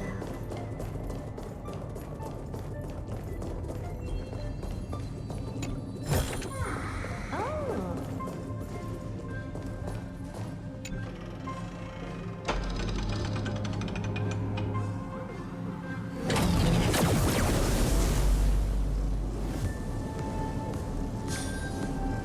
Almost no response. Just as I feared. Not promising. The output is barely a third of what we need. Logic says we'll need multiple terminals to coordinate the strike. Locking onto the next one now. Find anything else? Regarding the origin of these ruins, no logs found yet. Xander erased all records. But I did find some interesting scars in the circuit. High energy radiation, internal imaginary energy contamination. From what I know, there's only one thing that fits. Skip the science talk, Screwy. That thing only goes by one name. Stellarod. Exactly. Xander blew one up just to clean the entire sector system. So that's what he meant by killed that Titan with my own hands. He wanted to turn the neuron of the erudition into a relay for the destruction. That meant getting rid of all of it at all costs.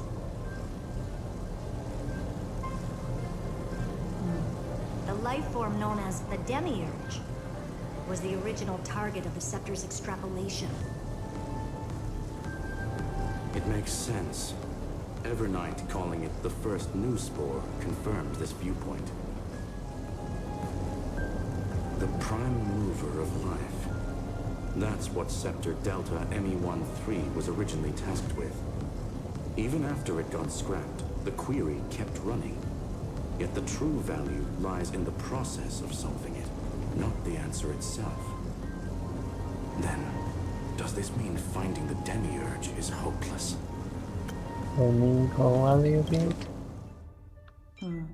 The life form known as the Demiurge was the original target of the Scepter's extrapolation.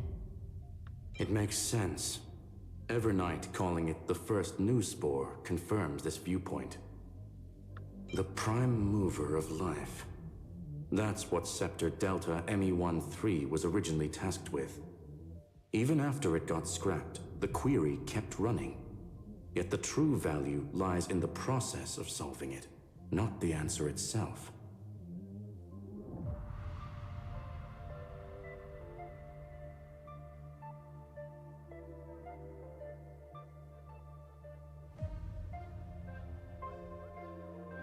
So I'm guessing this is known just from the records of the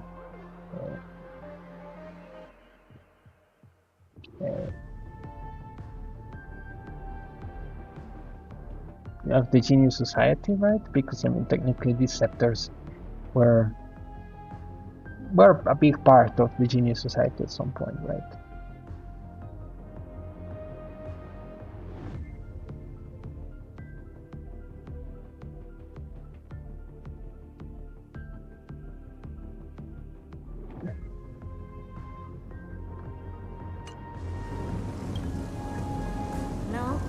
might say exactly the opposite. It means Xandar had no control. He couldn't contain the demiurge just like he couldn't handle Droidhead. So he tried to erase every trace. But he failed. It still left a mark. By the way, if there's another Stellaron in Emporius, why hasn't that little one reacted to it at all? You said the demiurge left a trace, right? Yeah, but not in the real world. Remember the great tomb of the Nameless Titan?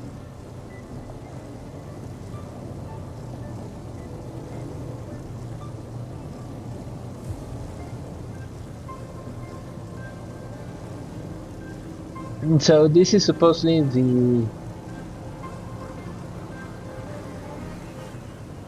So this is supposedly literally the physical world, right?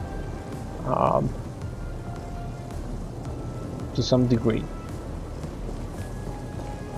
So this isn't like in the dreamscape, to say something, the simulationscape. This is like clearly in the real world, right? The physical world of like these.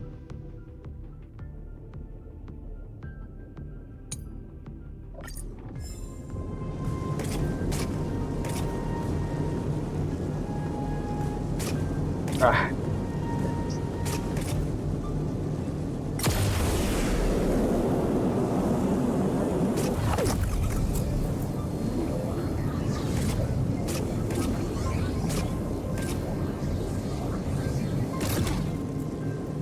Ah, we can do that. Okay, cool, cool, cool.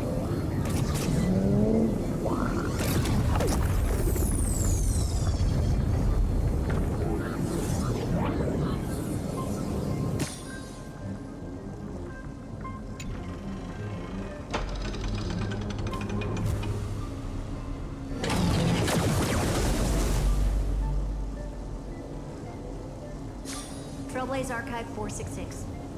The data from Affiliate 093 clearly indicates that the Demiurge did in fact enter Emporius's extrapolation. Inside that world, it was the 13th, forgotten Titan. The one who listened to 30 million cycles of Cyrene's memory. But Evernight said the opposite. She believed that tomb was empty from the start. The Nameless Titan never existed. The so-called listener was just a trap set by the Remembrance to steal the scepter. A mimetic entity full of theatrics. How much of what she's saying is true? Would an Eon really speak in circles like this? I doubt it. The Remembrance's behavior is certainly odd, but her assessment aligns with our current reality. Since we entered the Matrix, we haven't found a single clue pointing to the Demiurge. And that's the key, Scully. Xandar's actions prove the Demiurge exists. But what Evernight said, and what we've actually seen, all point to the opposite. So we have to assume that both are true. And if that's the case, then the contradiction leads us to... the truth. Exactly. One last terminal. One final key. Time to crack open the kernel.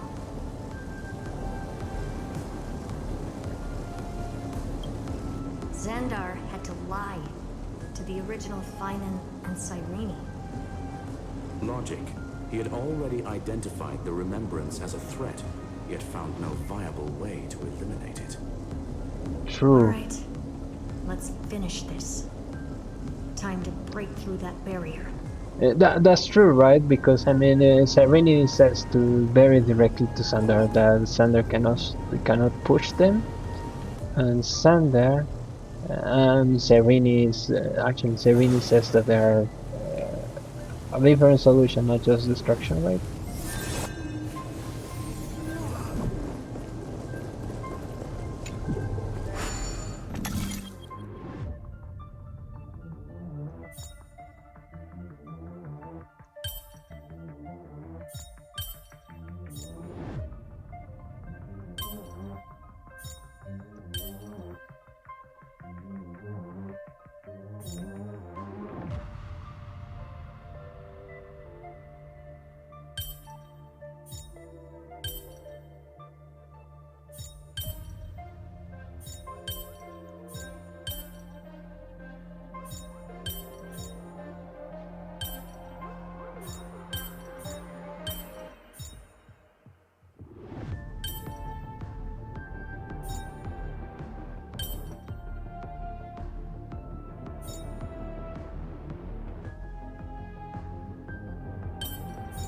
I'm not going to lie, this one looks hard.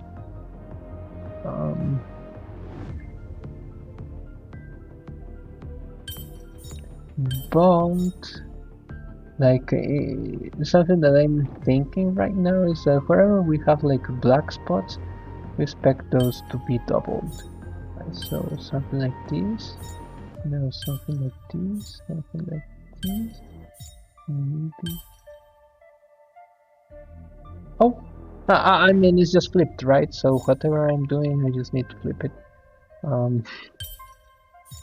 So this goes here, this goes here, this goes here, this goes here, this goes here.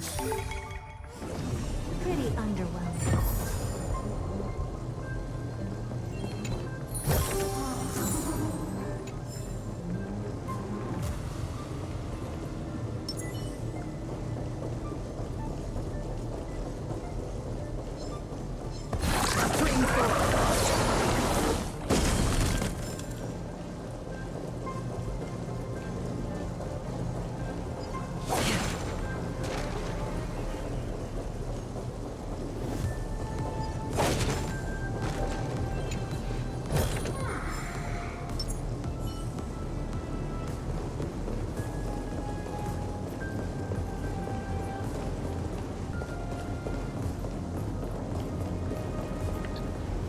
So up to what I am understanding about what Sander is saying is that Sander almost completely destroys this Stellaron, but not completely. There's this remaining detail, remaining piece of the demiurge. This remaining piece of the demiurge actually gets the... Well, it's also weird, right? Because up to what I understand, so the scepter was looking for the primary mobility of life, right? The primary mobility of life. And at some point, that just collapses, kind of, and starts to actually calculate in the direction of the destruction. But maybe what happens is that Sander just blows this up in there, tries to reconfigure some things that he's able to reconfigure, whatever, right? Yeah, some things get entangled, and that's why like all of the world gets changed. But there's still this small part that is not changing, right? Which eventually I'm thinking is going to be Serene or something like that. And so the two pieces, like the two things, are starting to grow inside of the scepter, right? Iron Thumb and the previous answer is still there latently. It remains there. And okay, so there's that. And at the moment, Notice fully gazes upon like the program. Fully gazes onto the program, right? Of the Demiurge program or something like that, and it starts to actually go against this, right? By the way, we have like to consider that there are all the cycles to generate the Demiurge, and then that gets stopped, right, by Sander, and then we have all of the cycles to get to the point where actually you have the Demiurge at an instant to be created or something like that, and you have Iron Tomb in an instant to be done in that cycle, and then we have fully gazing upon Serene, pretty much, or the Demiurge or whatever, and we have the 38 million cycles repeating this last moment, probably trying to actually patch or reconstruct the missing parts of the Demiurge, or whatever. It really begs the question, if everything is so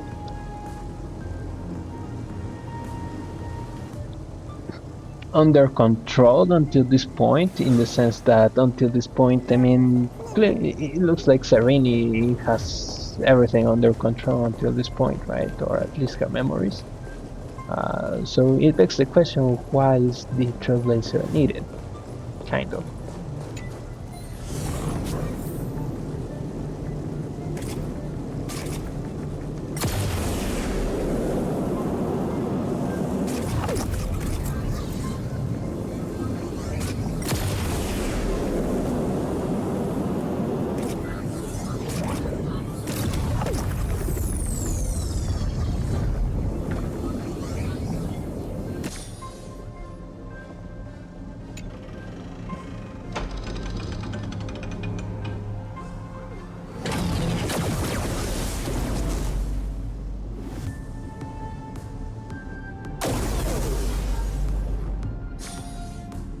Operation authorized. Path energy readings. The erudition declining. The destruction surging. The remembrance 0. What's going on? Cause unknown. They left no discernible trace within the real matrix. That shouldn't be possible. Could it be that the Era Nova exhausted all of the remembrance's texture?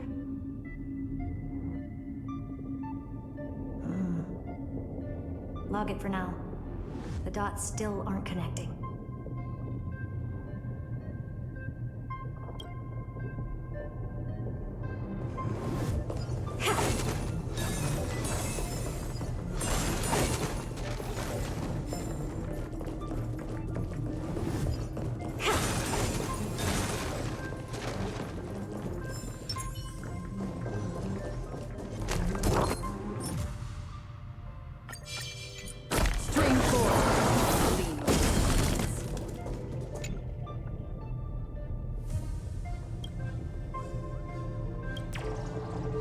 It is weird because, I mean, we are like partially in the real world, partially in the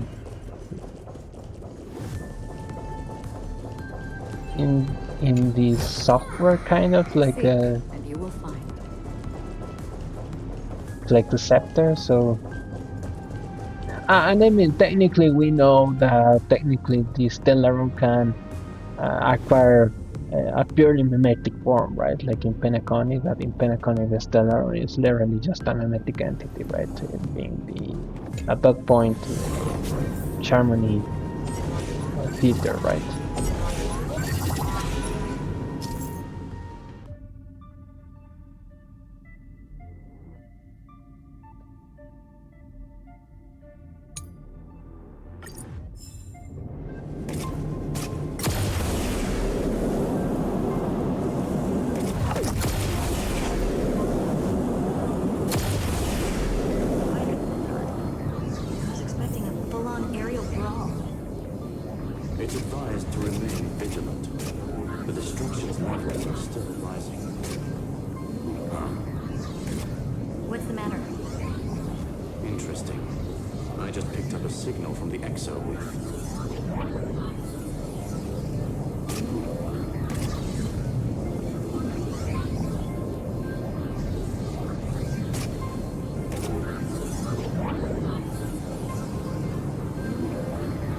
I'm just trying to see how far this gets. Oh, this is huge. That explains why they actually gave us like a flying gadget.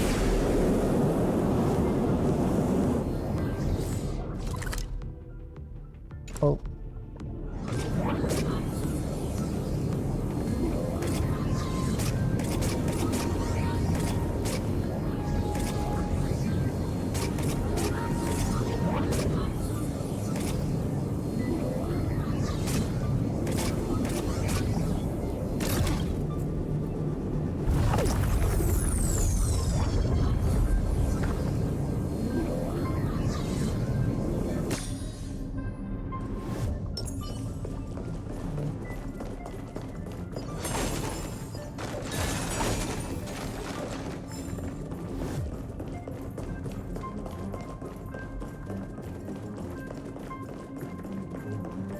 By the way, there's someone else that should be added to the team just to make my life a little bit easier.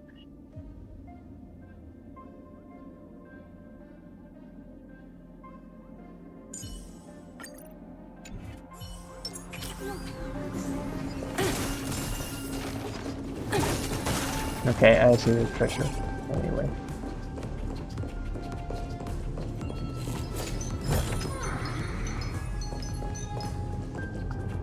Is that it? Okay.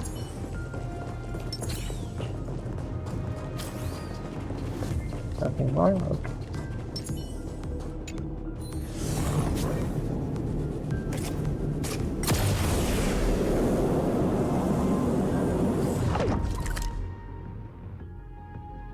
There's something in here, but I think that we really need to go there.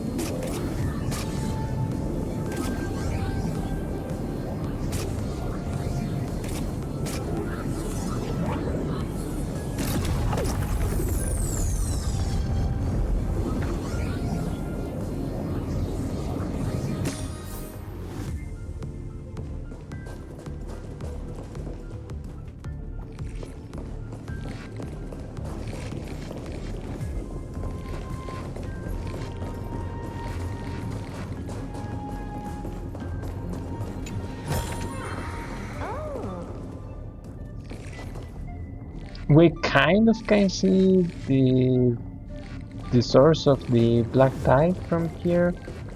Just like a corroded memory, maybe? Who knows?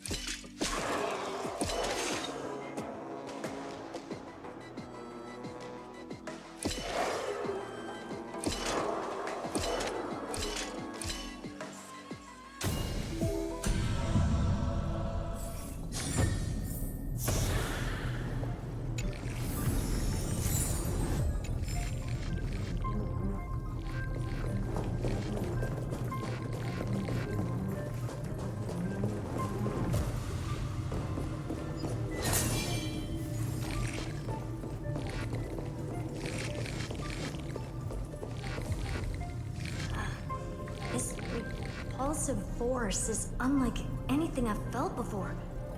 Is this the place? Correct. Judging by its defensive properties, this is the entrance to the exomyth. Didn't expect that. Who builds a lab in the middle of digital rubble? Then again, never doubt a dead man's resolve. So how's our dearly departed doing? He severed part of his neural pathways to break free from Lord Anaxagoras' control. But that also triggered the failsafe I set. Conclusion: Xander has lost all combat functionality and is no longer capable of action. So now he's a specter, literally. Screwy, can you open a path? Just to be sure, I want to see this for myself. Might as well drop in and say hi to the real him. Logic. Scanning his inspiration circuit might help us track down the Demiurge. Exactly. His brain is the crime scene. There's no way it's spotless. But it could be a trap. That's why you're here. 2-on-1. We've never lost a matchup.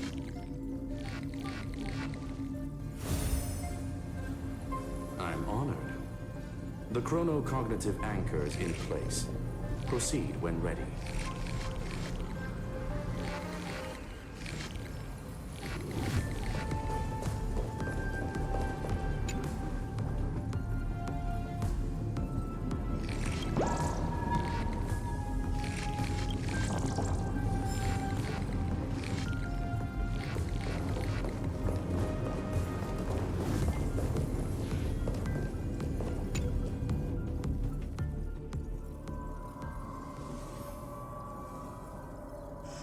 I knew it.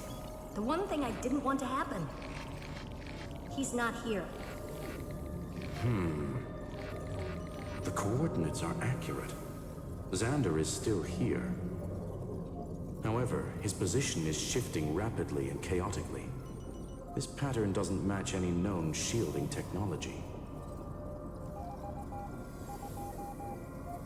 It's his domain.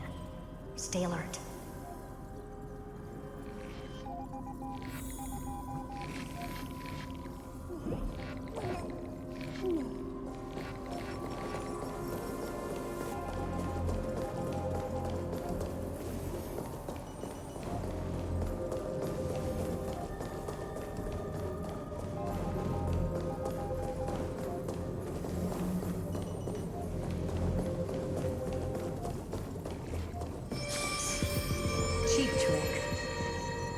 The spatial field here is undergoing autonomous recalibration, initiating reverse engineering of the interference source. Try again.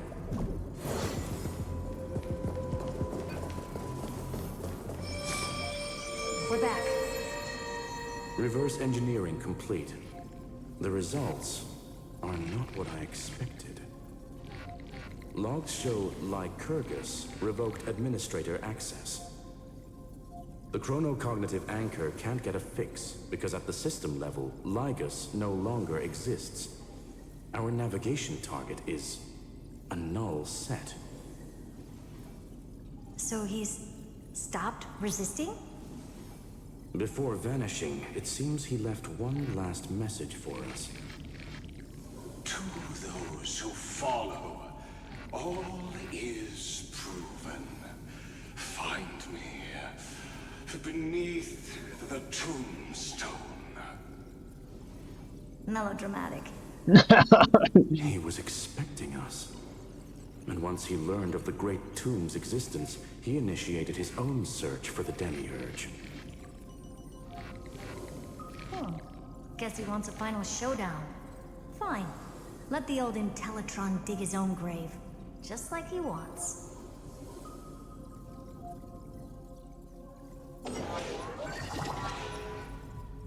To be in the purest light is to be in the purest dark. Nothing exists there. The Scepter's mainframe.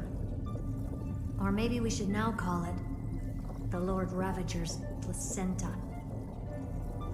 Unfortunately, we still haven't found anything. Really? I don't think so. Not finding anything is our biggest find. Please elaborate. If the Demiurge was destroyed, there'd be at least some bits of it left. I don't buy that a Stellaron could have blasted all the traces away as cleanly as a scalpel.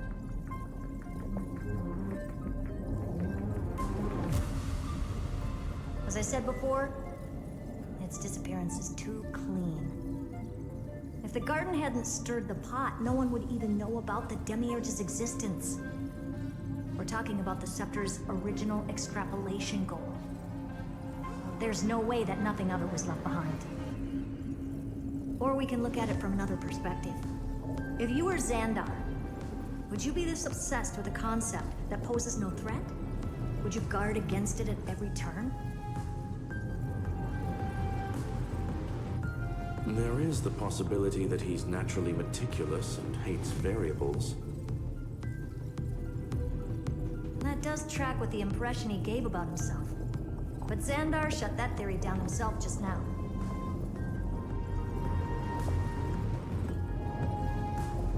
Choosing to act, even if it'll cost him dearly. We know that feeling well. The unknown is right in front of us. So we only have one choice. Solve it. You sound pretty convinced. Surely you already have a theory. Care to share? Of course. Though I don't have hard proof, I'm almost certain. That the Demiurge has been in everyone's plain sight all this time. Yet they were mistaken for someone else. That'd make the most sense. Why was the room empty? Because the person locked in there had run away ages ago. But they were weak and small and had no presence whatsoever. Even the old Intellitron didn't notice them. Which also means there's a high chance that their powers are minuscule and cannot alter the outcome of the battle at all.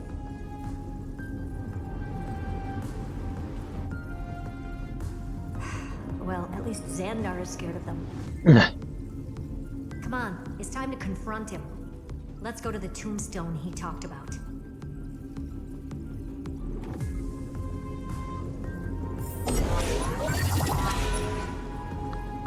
Take a look. Oops. This is pure genius in action.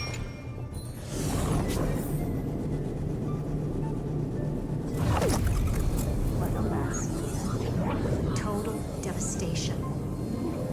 He sought to bury the truth beneath absolute destruction. Logically sound, but ruthlessly extreme. Doesn't mean no chances. A single grain of sand. This won't stop me. Calculation results. Your backup plan has a success rate infinitesimally close to zero. Which means it could work, no? This is the place below the tombstone. Let's open Ligus's coffin like he wanted.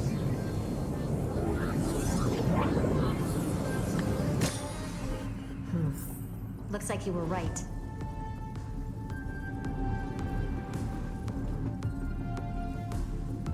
Okay.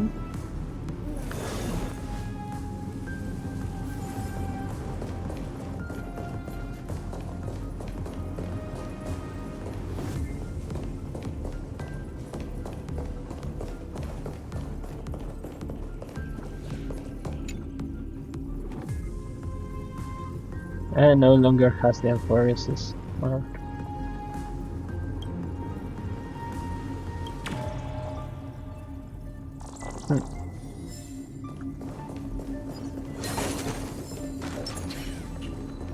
I'm in.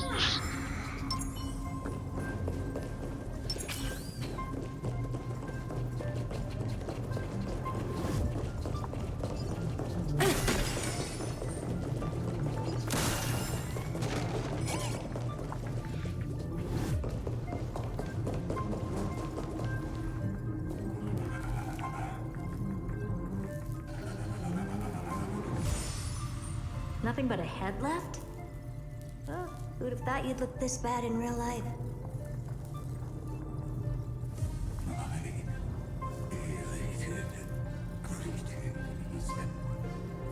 Welcome, you two. I'm very happy that you responded to my final words. All this tombstone and final words. Did you end yourself to atone for your guilt or something? Iron Tomb is already powerful enough. I just need to wait.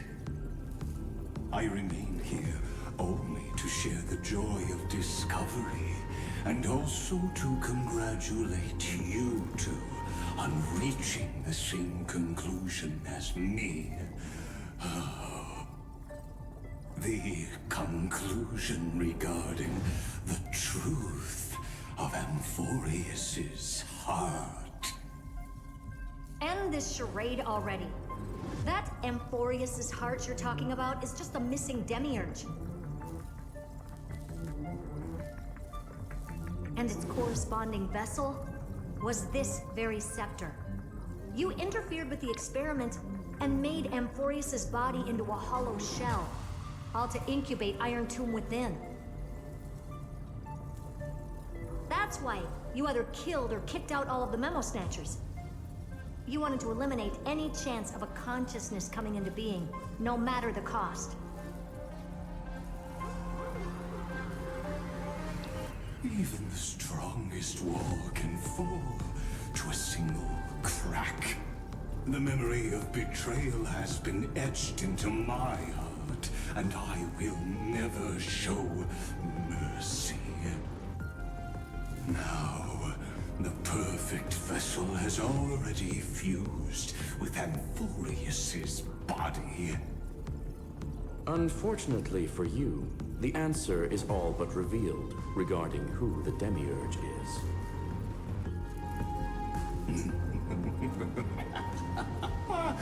Then let us share the joy of discovering the truth. The last secret of the saga will finally dissipate here. As we reveal the truth behind Felius 093's disappearance. A lie by the remembrance.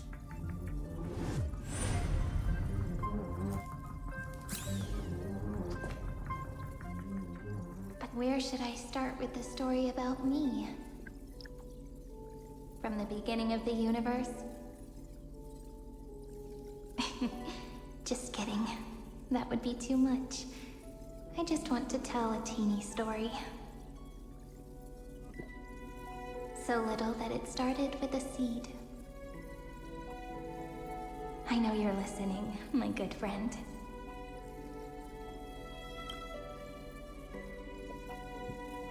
The god in my dream told me that the world sprouted from a seed. It grew into a great tree named Amphorius, and time became its branches and leaves, basking in the light. What a coincidence. Dappled light coming through the leaves is my first memory as well. On a very ordinary early morning, beneath the village's biggest tree. The daughter of Ide Silicii quietly came into this world. What a moving opening. A loud cry was the first gift the child gave to the world. The prophecy's fulfilled, the villagers say. This child is a gift from the Titans. Pink hair and sharp ears, she was born to be the priest of time. The Titans also gave their blessings. You shall fade when the flowers bloom, for every ending begets a beginning. Flowers will bloom and wilt. What a beautiful ending. This page concluded in laughter. Cry loud, child. Let your voice reach Orynyx.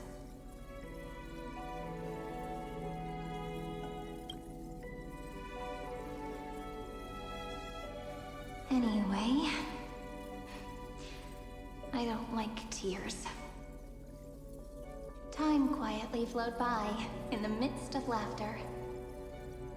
The wind from my hometown caressed the ears of wheat, and there were swings, wind chimes, the sea, and the little fairies off-tune a cappella songs.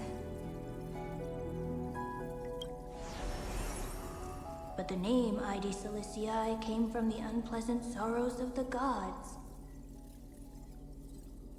My childhood friend did not understand. Yet you always seemed so happy, as if nothing ever worried you. Why was I like that then? That's because the world was gentle to me. So, I grew up to be gentle as well.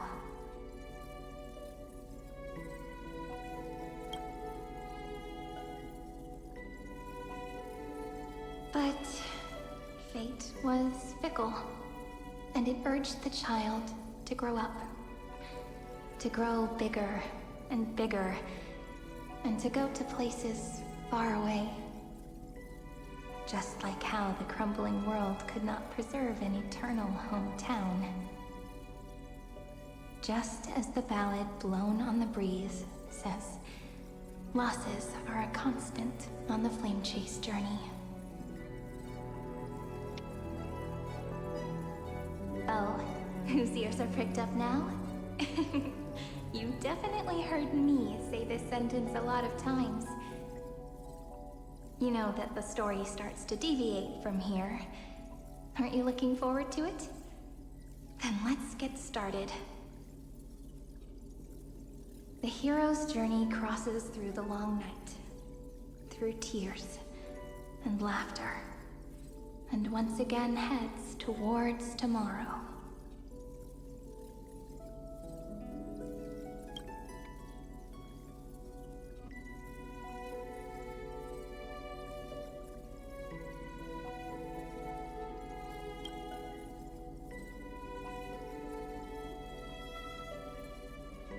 Oh, small Serene again. Correction. Philia 093's record number 496. Archived.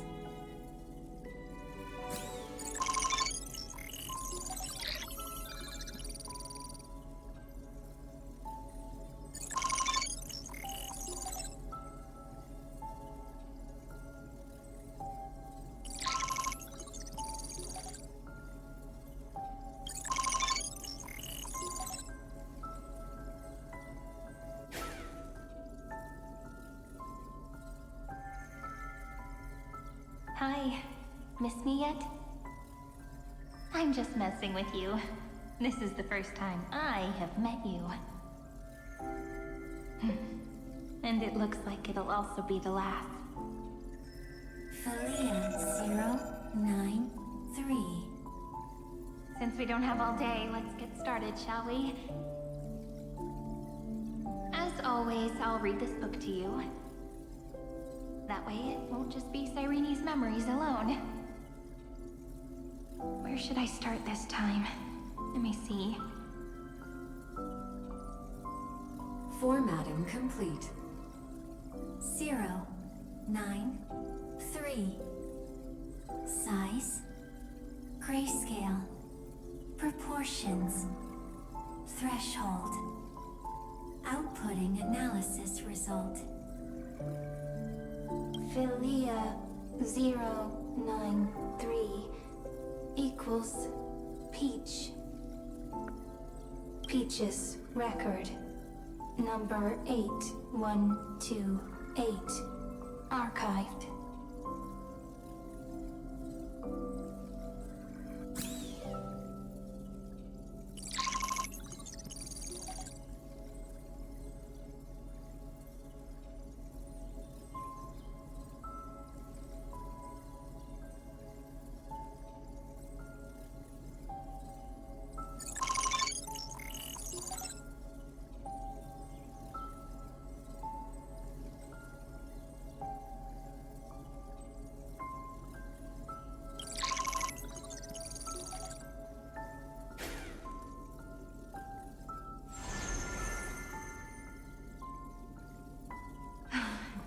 Look, what a magnificent sight.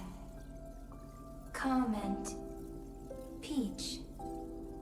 Even this classical world contains a futuristic palace like this. Would ID Silicii end up looking like this after a few thousand years? Conclusion. It won't. I want to share a story with you this time. I saw a little nymph on my way here. It was on a fallen wheat stalk, and it glowed under the sunlight. It was incredible. I forgot all my pains at that moment and just stared at it in a trance. Record.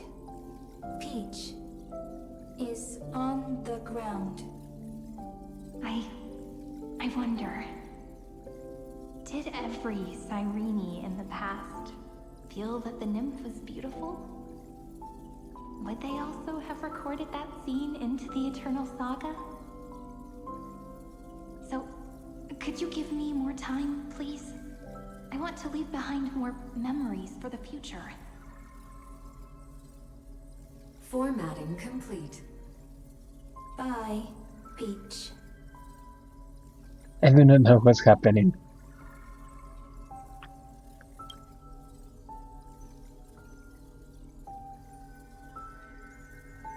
Peach's record number. As long as I record every page of this story and tell it to you, Amphorius won't be forgotten. Query. Record.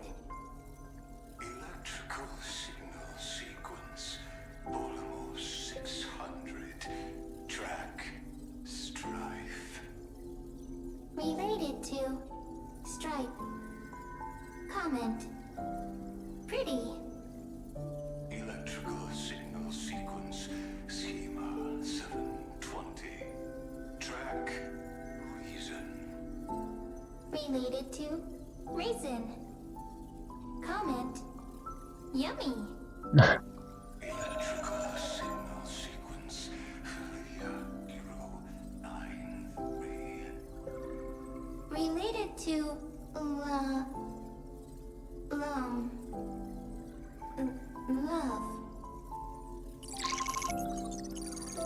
Comment.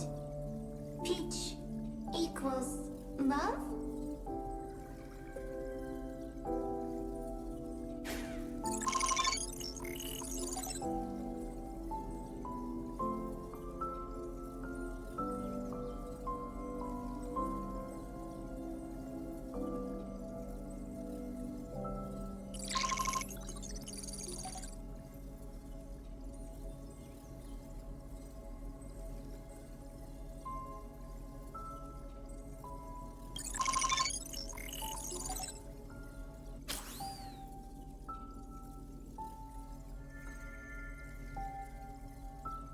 Looks like it's time to say goodbye again. Bye, Peach.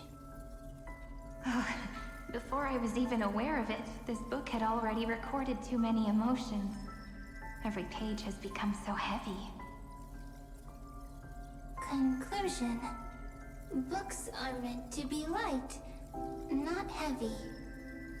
I've started to feel uneasy whenever I take it into my hands. Peach, uneasy?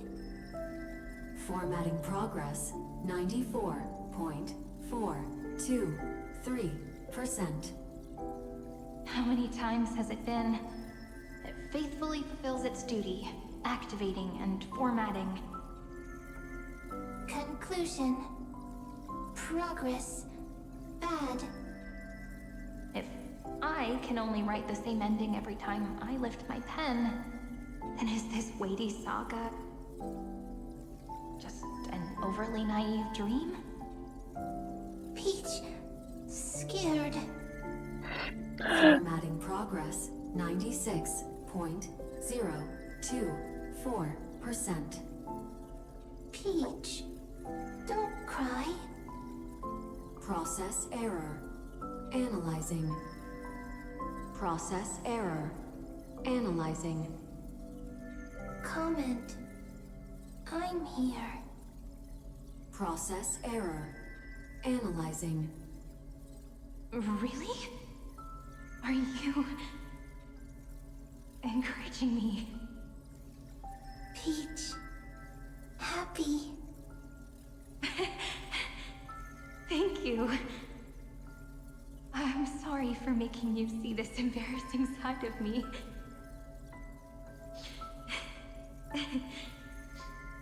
Everyone's still working so hard.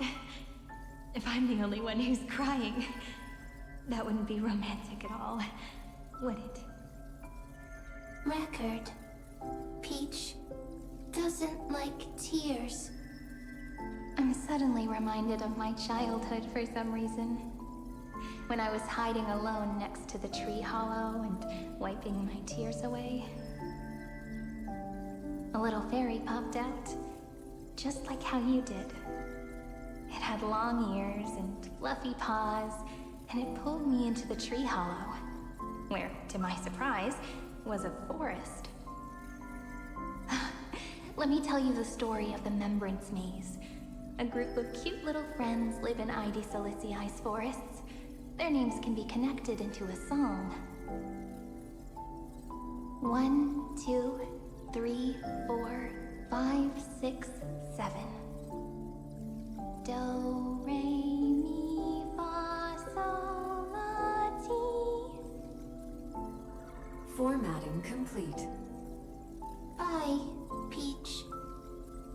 Note. Little Peach, crying alone. Little fairies, friends. Save.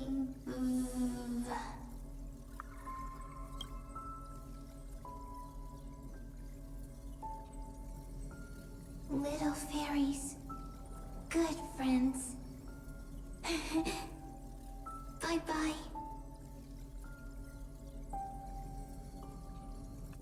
I saw him in there. I saw him in there.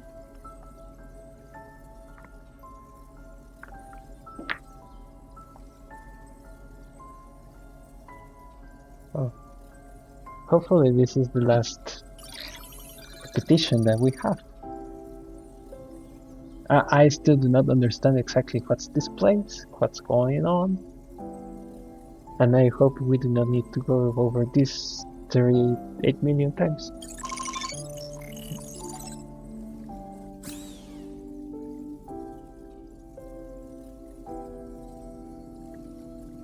You never say anything, but I know you're listening.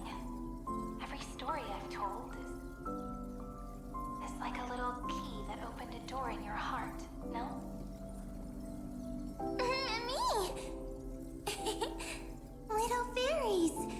Happy! Speaking easy! I can!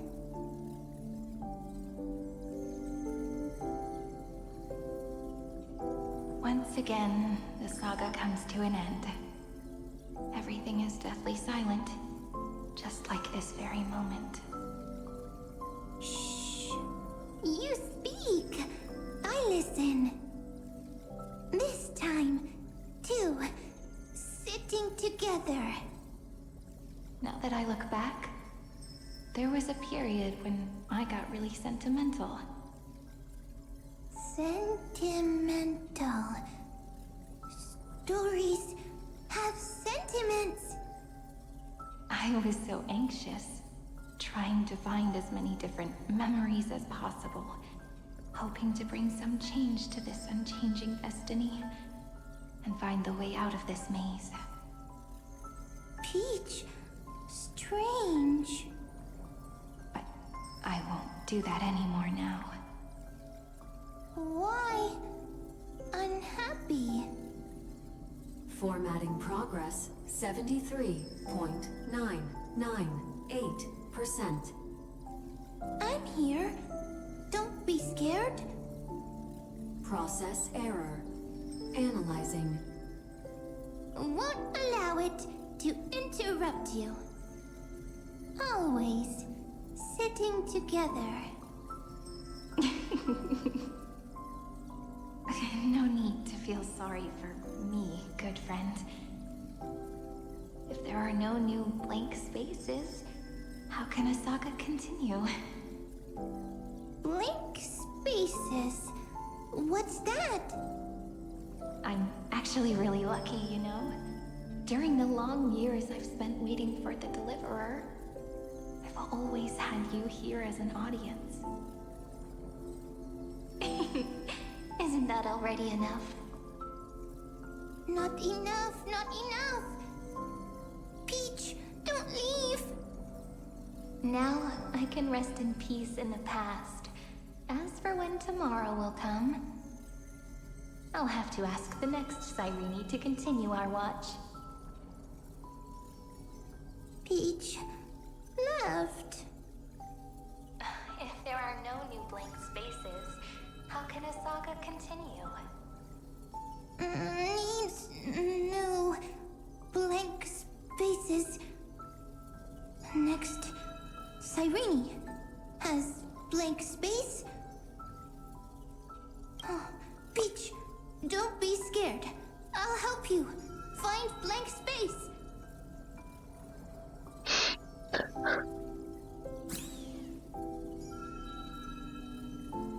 Cyrene is Peach, is love. So, first there is love, then there is Cyrene, then there is blank space. Query, love. The developmental trends of the erudition have nothing to do with creating a consciousness. Those underlying principles are, in fact, contradictory. Not having a consciousness means not having the foundations of a heart, making them unable to obtain real emotions. Consciousness, emotions, feel sad. Oh, I don't understand. Query, Cyrene?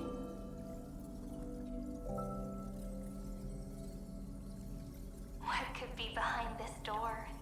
Glittering crystals? Or a beautiful world I've never seen before? If I tell you all the stories of tomorrow, will I be able to finally welcome the Deliverer and Emphorius' dawn in the next life?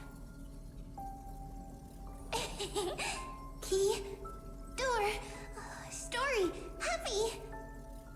Peach, Cyrene, little fairy, like. Yes, right. Query, memory.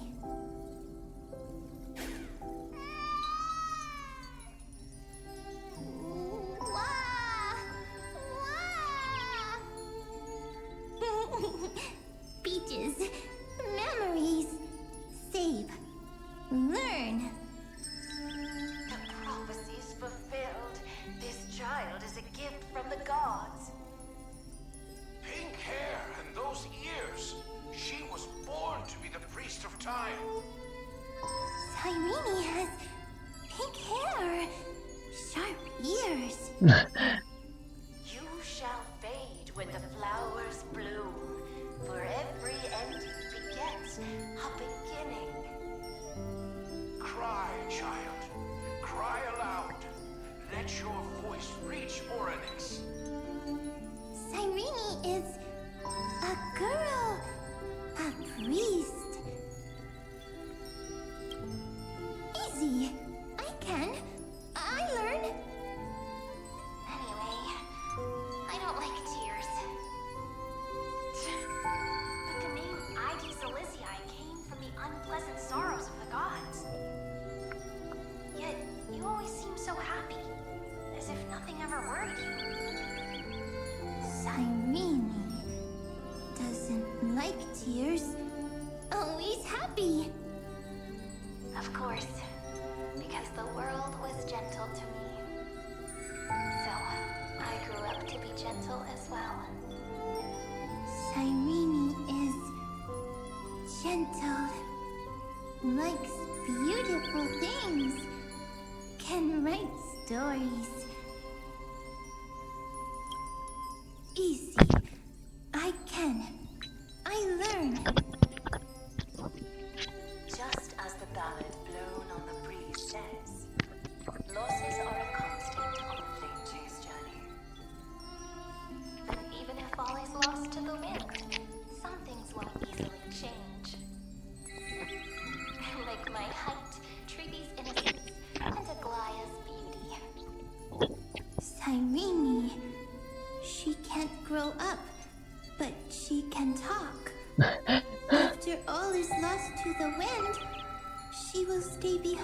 mind. Cyrene is, at the end of every sentence, always laughing, like a little tail.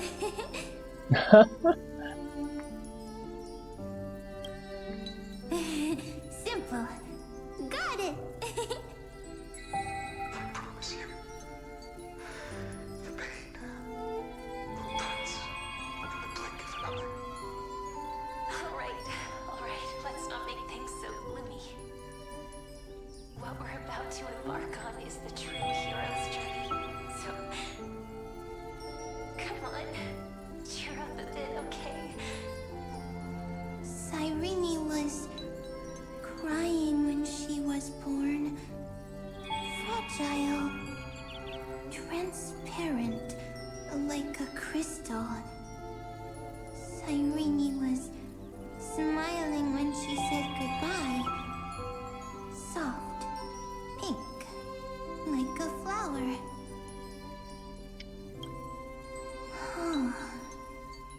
The later memories disappeared? Invisible? Or disappeared? Ah, I got it! Is this a blank space? So, next Cyrene is blank space. Then... as long as there are two Cyrenes, then there will always be blank space, and Peach will always be here. I see! I get it! I get it all! Cyrene's memories. I will preserve them all! I do not know what's happening. So weird. To be honest. I can't see you, but I get this feeling that you grew up. Hi. Miss me yet? It just feels like you are a bit more mature. Yes. Mature. Beautiful. Like you. Now, I can listen, talk, read, and write. I can dance. I can sing. Also, I can tell stories. Storytelling is what makes Cyrene, Cyrene. So, I'm going to tell you stories today. A story I wrote myself. Quick, sit down. It's almost as if I can understand your words now. The things you say are very cute. Once upon a time, there was a flawless crystal flower that sparkled with light, like Peach's every story. How beautiful would the heart of such a brilliant flower be? A little fairy was curious and wanted to know. But it looked and looked only to find the crystal flower flawless. Round and round they went, seeing only their own reflection. In that case, they should work hard to learn more. So the little fairy came every day to sit next to the crystal flower and think about the answer. Until one day, to their surprise, the crystal flower fell to the ground and shattered.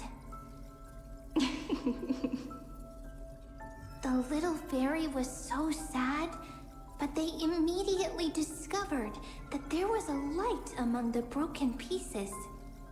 What could it be? They didn't know. But it was a good light. It was bright, warm, and happy. And I knew it was love. Love brings everything together. And it brought you and me together. So Peach and I will always be together. What a nice fairy tale. I'm giving it to you. Peach likes beautiful things, can write stories, and can tell lovely tales. I hope to turn it into a story we write together. Okay, then I'll probably make a small adjustment to suit my tastes. I'm thinking that when the flower broke, the little fairy would instead see nothing on the ground.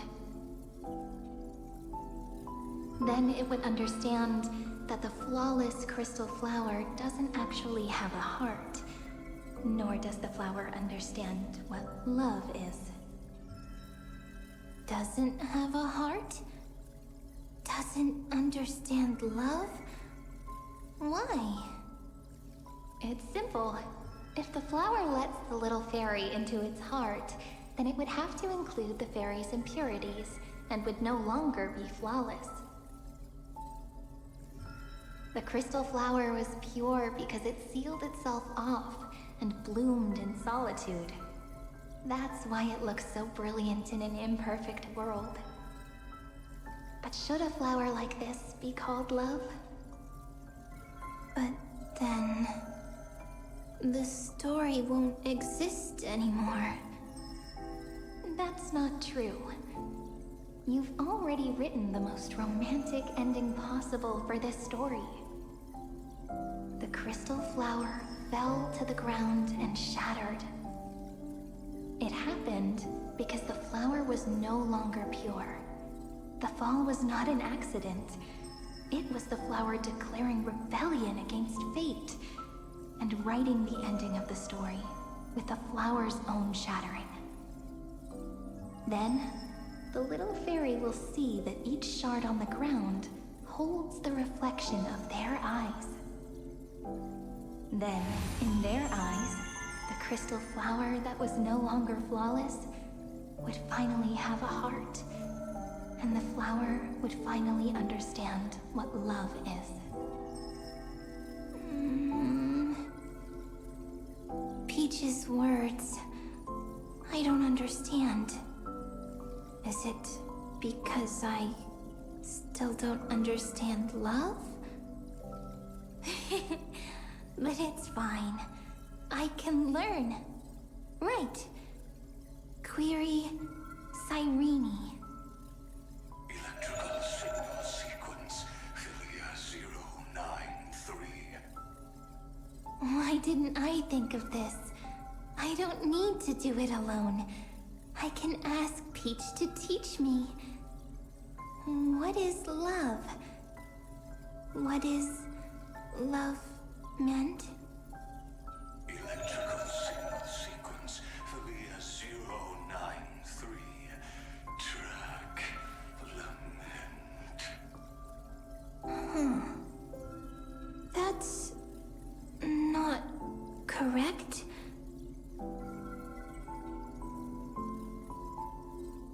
The developmental trends of the erudition have nothing to do with creating a consciousness. Those underlying principles are, in fact, contradictory. Not having a consciousness means not having the foundation of a heart, making them unable to obtain real emotions. However, that does not hinder the factors from learning and recognizing emotional responses, then communicating with life forms via imitation. That is an objective form of pattern recognition that does not distinguish between the self and the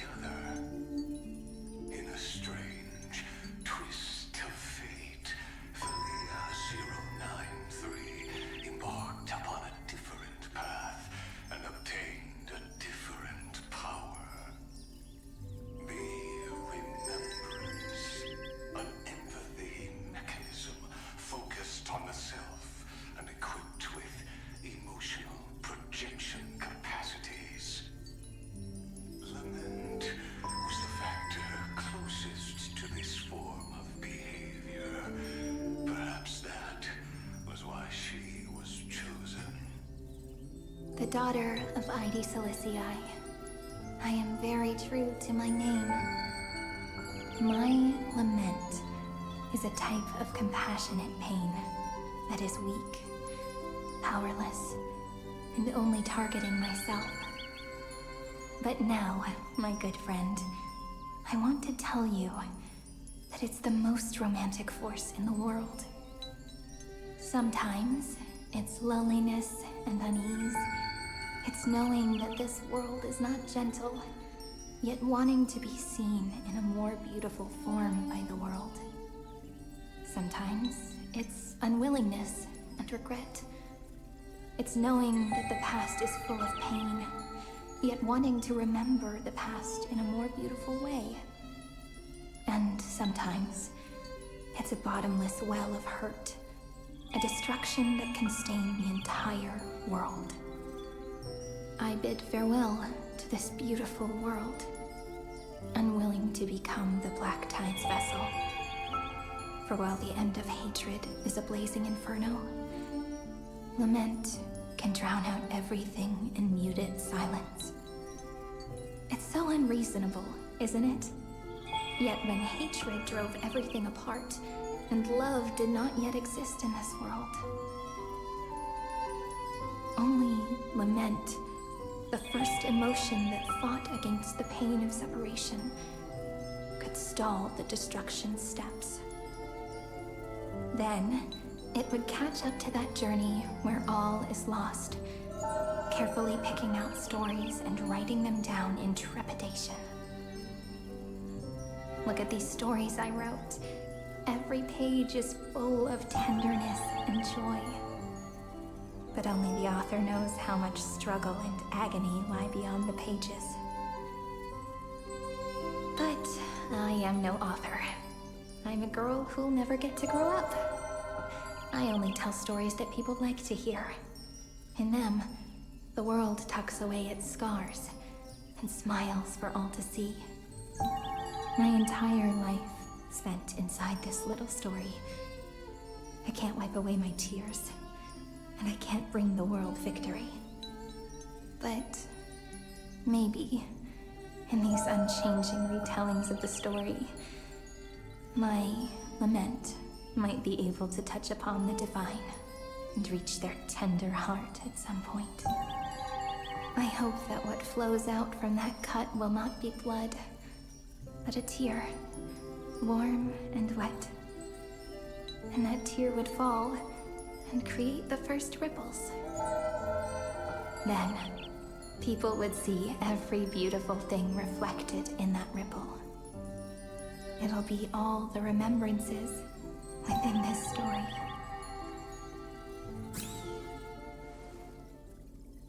Someone once told the very first me that everything was false.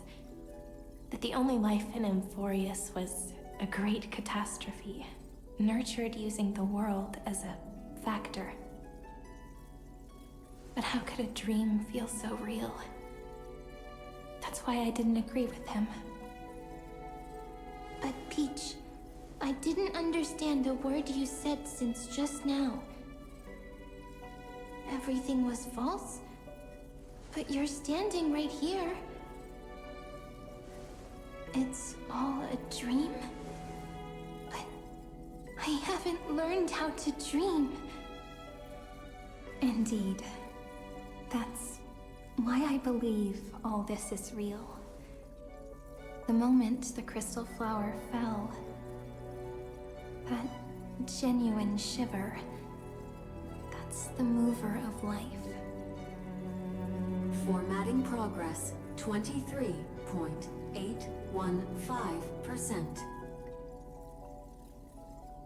In the poem offered to you, every Cyrene would write down a beautiful new world with stars and flowers. And when I looked up at the sky in this cycle, I saw a shooting star and a dash of the remembrances pink. I believed that must be the color of dawn. You shall fade when the flowers bloom. For every ending begets a beginning. Looks like it's time to say goodbye. Are you leaving, Peach? It's okay. I'll wait for you to come back. I'll study really hard about what you taught me today. Right. I still haven't told you what love is. But actually, my good friend, the lament factor did not understand what love was before she met you either. Not until I told you all the sad tales in a trembling voice in this tiny room. Not until I told you that I love them. That I love everything in this saga. The story comes, passes, then returns. It makes us reunite, then pulls us apart again. At the very end, it leaves behind a seed, a reason. Even if the great tree withers and all falls to silence, there are still some emotions that deserve to be remembered. Look, the light is coming in. The Deliverer's light is going to illuminate Amphorius.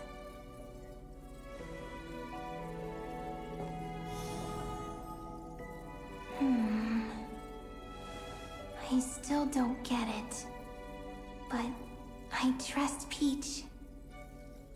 Just wait. It'll be my turn to tell you a story of love the next time we meet. Then I'll really look forward to it. In that case, I want to make a promise. I want to gift my pen, my book, and my name to you. Please take them as a beautiful blessing from me. I gave myself the pen name Cyrene the first time I wrote a poem. I want my words to be like pebbles falling into a pond, dropped from the past to send ripples into the future. In the stories you will write, perhaps it'll be inevitable that there are still sorrows and tears that are destined to fall. But could you promise me one thing? Promise you'll forever be a gentle flower. Promise that when the stars cast their gazes upon you, you'll only reply to them with love and a smile.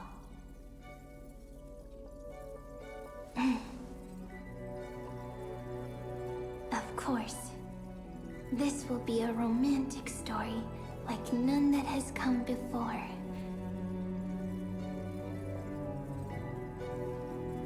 You think so too, right? I'll read and you'll listen, like how flowers always bloom then wither. I shall welcome my own decay, becoming nourishment for the next flower's bud. While you will depart and hold that final star, planting a boundless sea of flowers on the final page with her. And our stories will be lying silently among the flowers, like every ripple of remembrance. And they shall become the epic known as I've Written.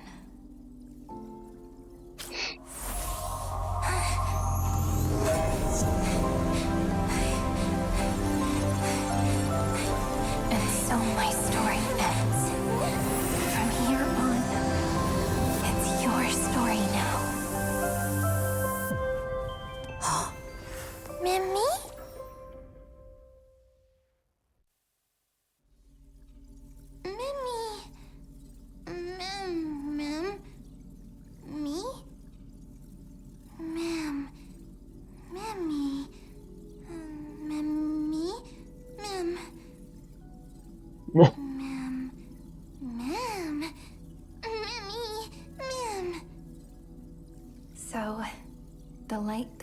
through the chaos, illuminated my memories. I turned into a little fairy from the stories and met you.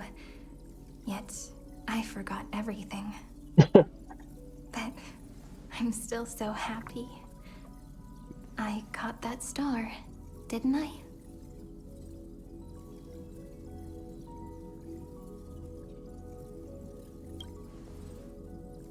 Yes, the seed within memories.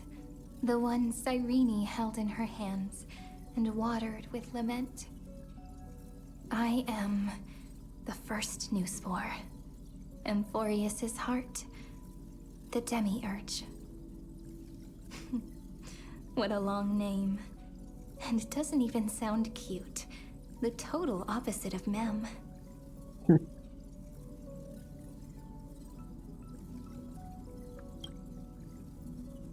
I'm sorry. I don't know.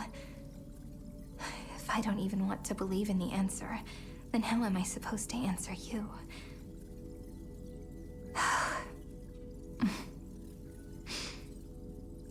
But now's not the time to cry, right? We'll find the answer, just like how miracles will eventually happen.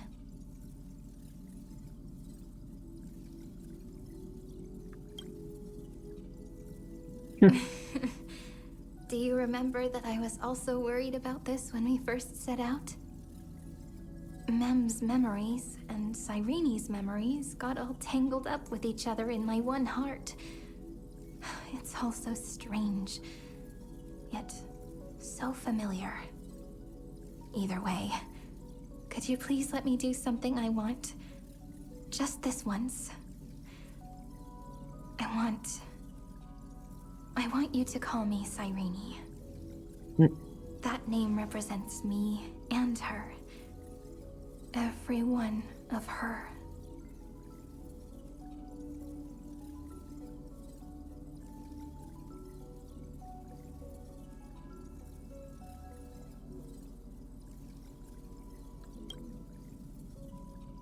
Thank you, friend. Your kindness is always just right. Life is a poem full of farewells. But if you write something into the pages of your heart, then that will not easily fade away. Now, all the footsteps of the Flame Chasers and the Trailblaze have come together within this book, as I've written, becoming the source of power for Amphorius's heart.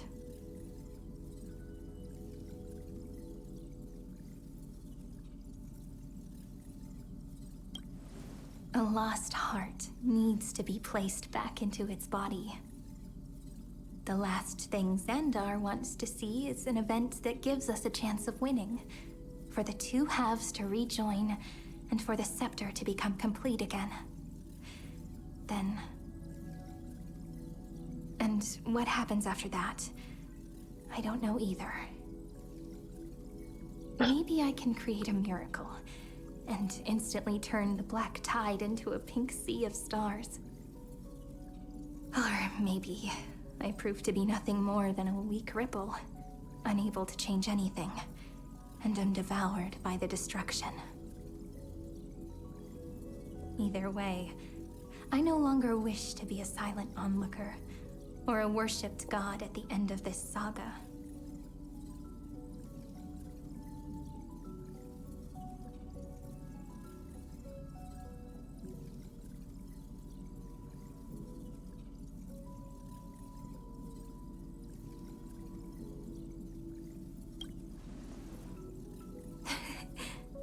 That way, I can also put aside all my worries and truly become Cyrene.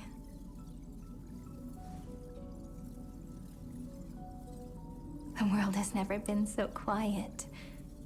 It's so good. It's as if I can hear the sound of my heart beating. Remember this moment, friend.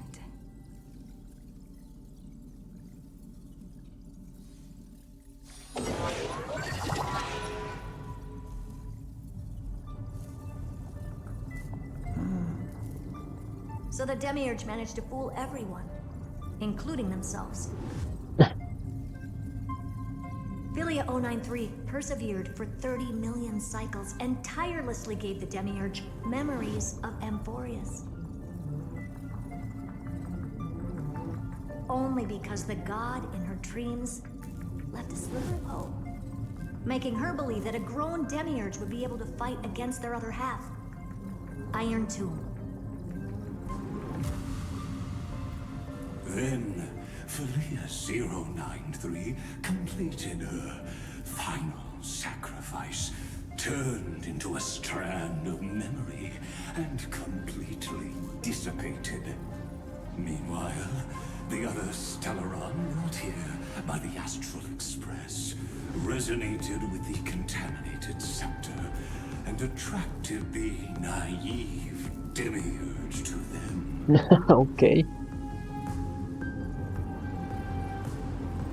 Thus, the empty heart began its journey to return to the spot. As an experimental factor, Philia 093 originally could only recognize and output information in a set format.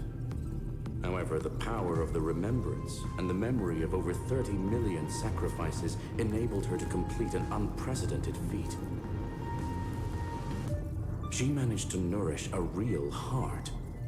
A heart with the capacity to influence the erudition. Not only is the scepter's consciousness still alive, it's also more powerful than it has ever been. Your defeat is already set in stone. There's still time to surrender, you know? You really don't need to burn all the bridges. We're all geniuses here. Don't make everyone lose face at the end.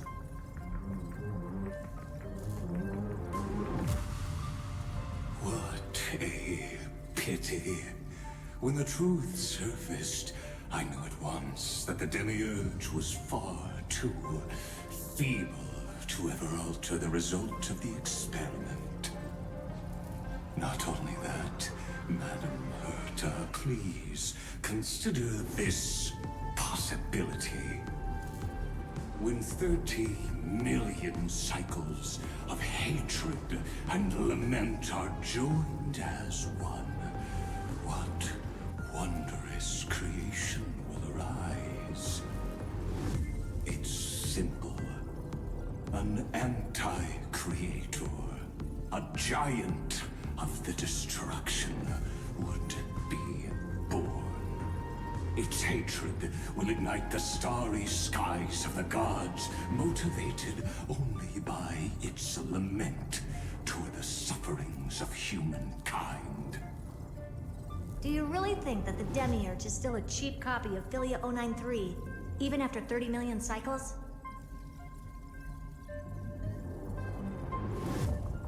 The facts above only await the arrival of the fourth instant they calculated. Those words will be proved in the presence of Nous. Xandar 1 Kuwabara thus completes the proof. Huh. You branded Droidhead as a failure with your own hands, yet you still expect them to prove your theory? I pity you, Xandar. I don't need your pity. Let them cast their gaze this way as much as they want, and paint the future they imagined. As their creator, I shall complete my duty and direct them to complete their final query. The destruction of the self. What hubris. And what if you fail? No one understands failure better than Xandar. He has suffered so much already. What is one more failure to him? For the first genius, failure is simply the beginning of the next inquiry. You don't want to test the resolve of a dead man. That's excellent. Let's wait and see, Senior Society member. I'll have you watch me perform the final step to overturn your proof.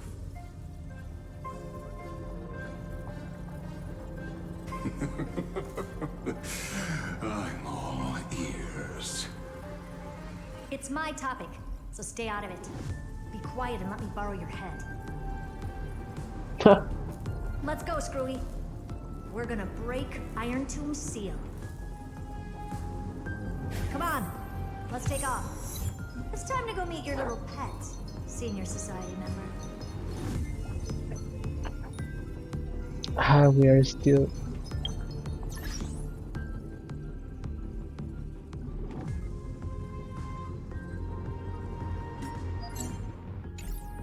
Oh, so they changed the interface of the stories so that now even if we are in the middle of the story,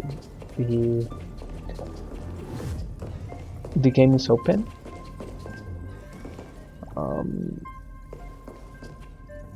We need to go to the... let me see if nothing gets activated in here. Okay, nothing gets activated in here automatically. So I'm going to end the stream here because it's been so long. And I'm sure... Yeah, it's been so long. I wasn't expecting it to take this long. So, a lot of thanks for passing by and see you on the next one. Bye!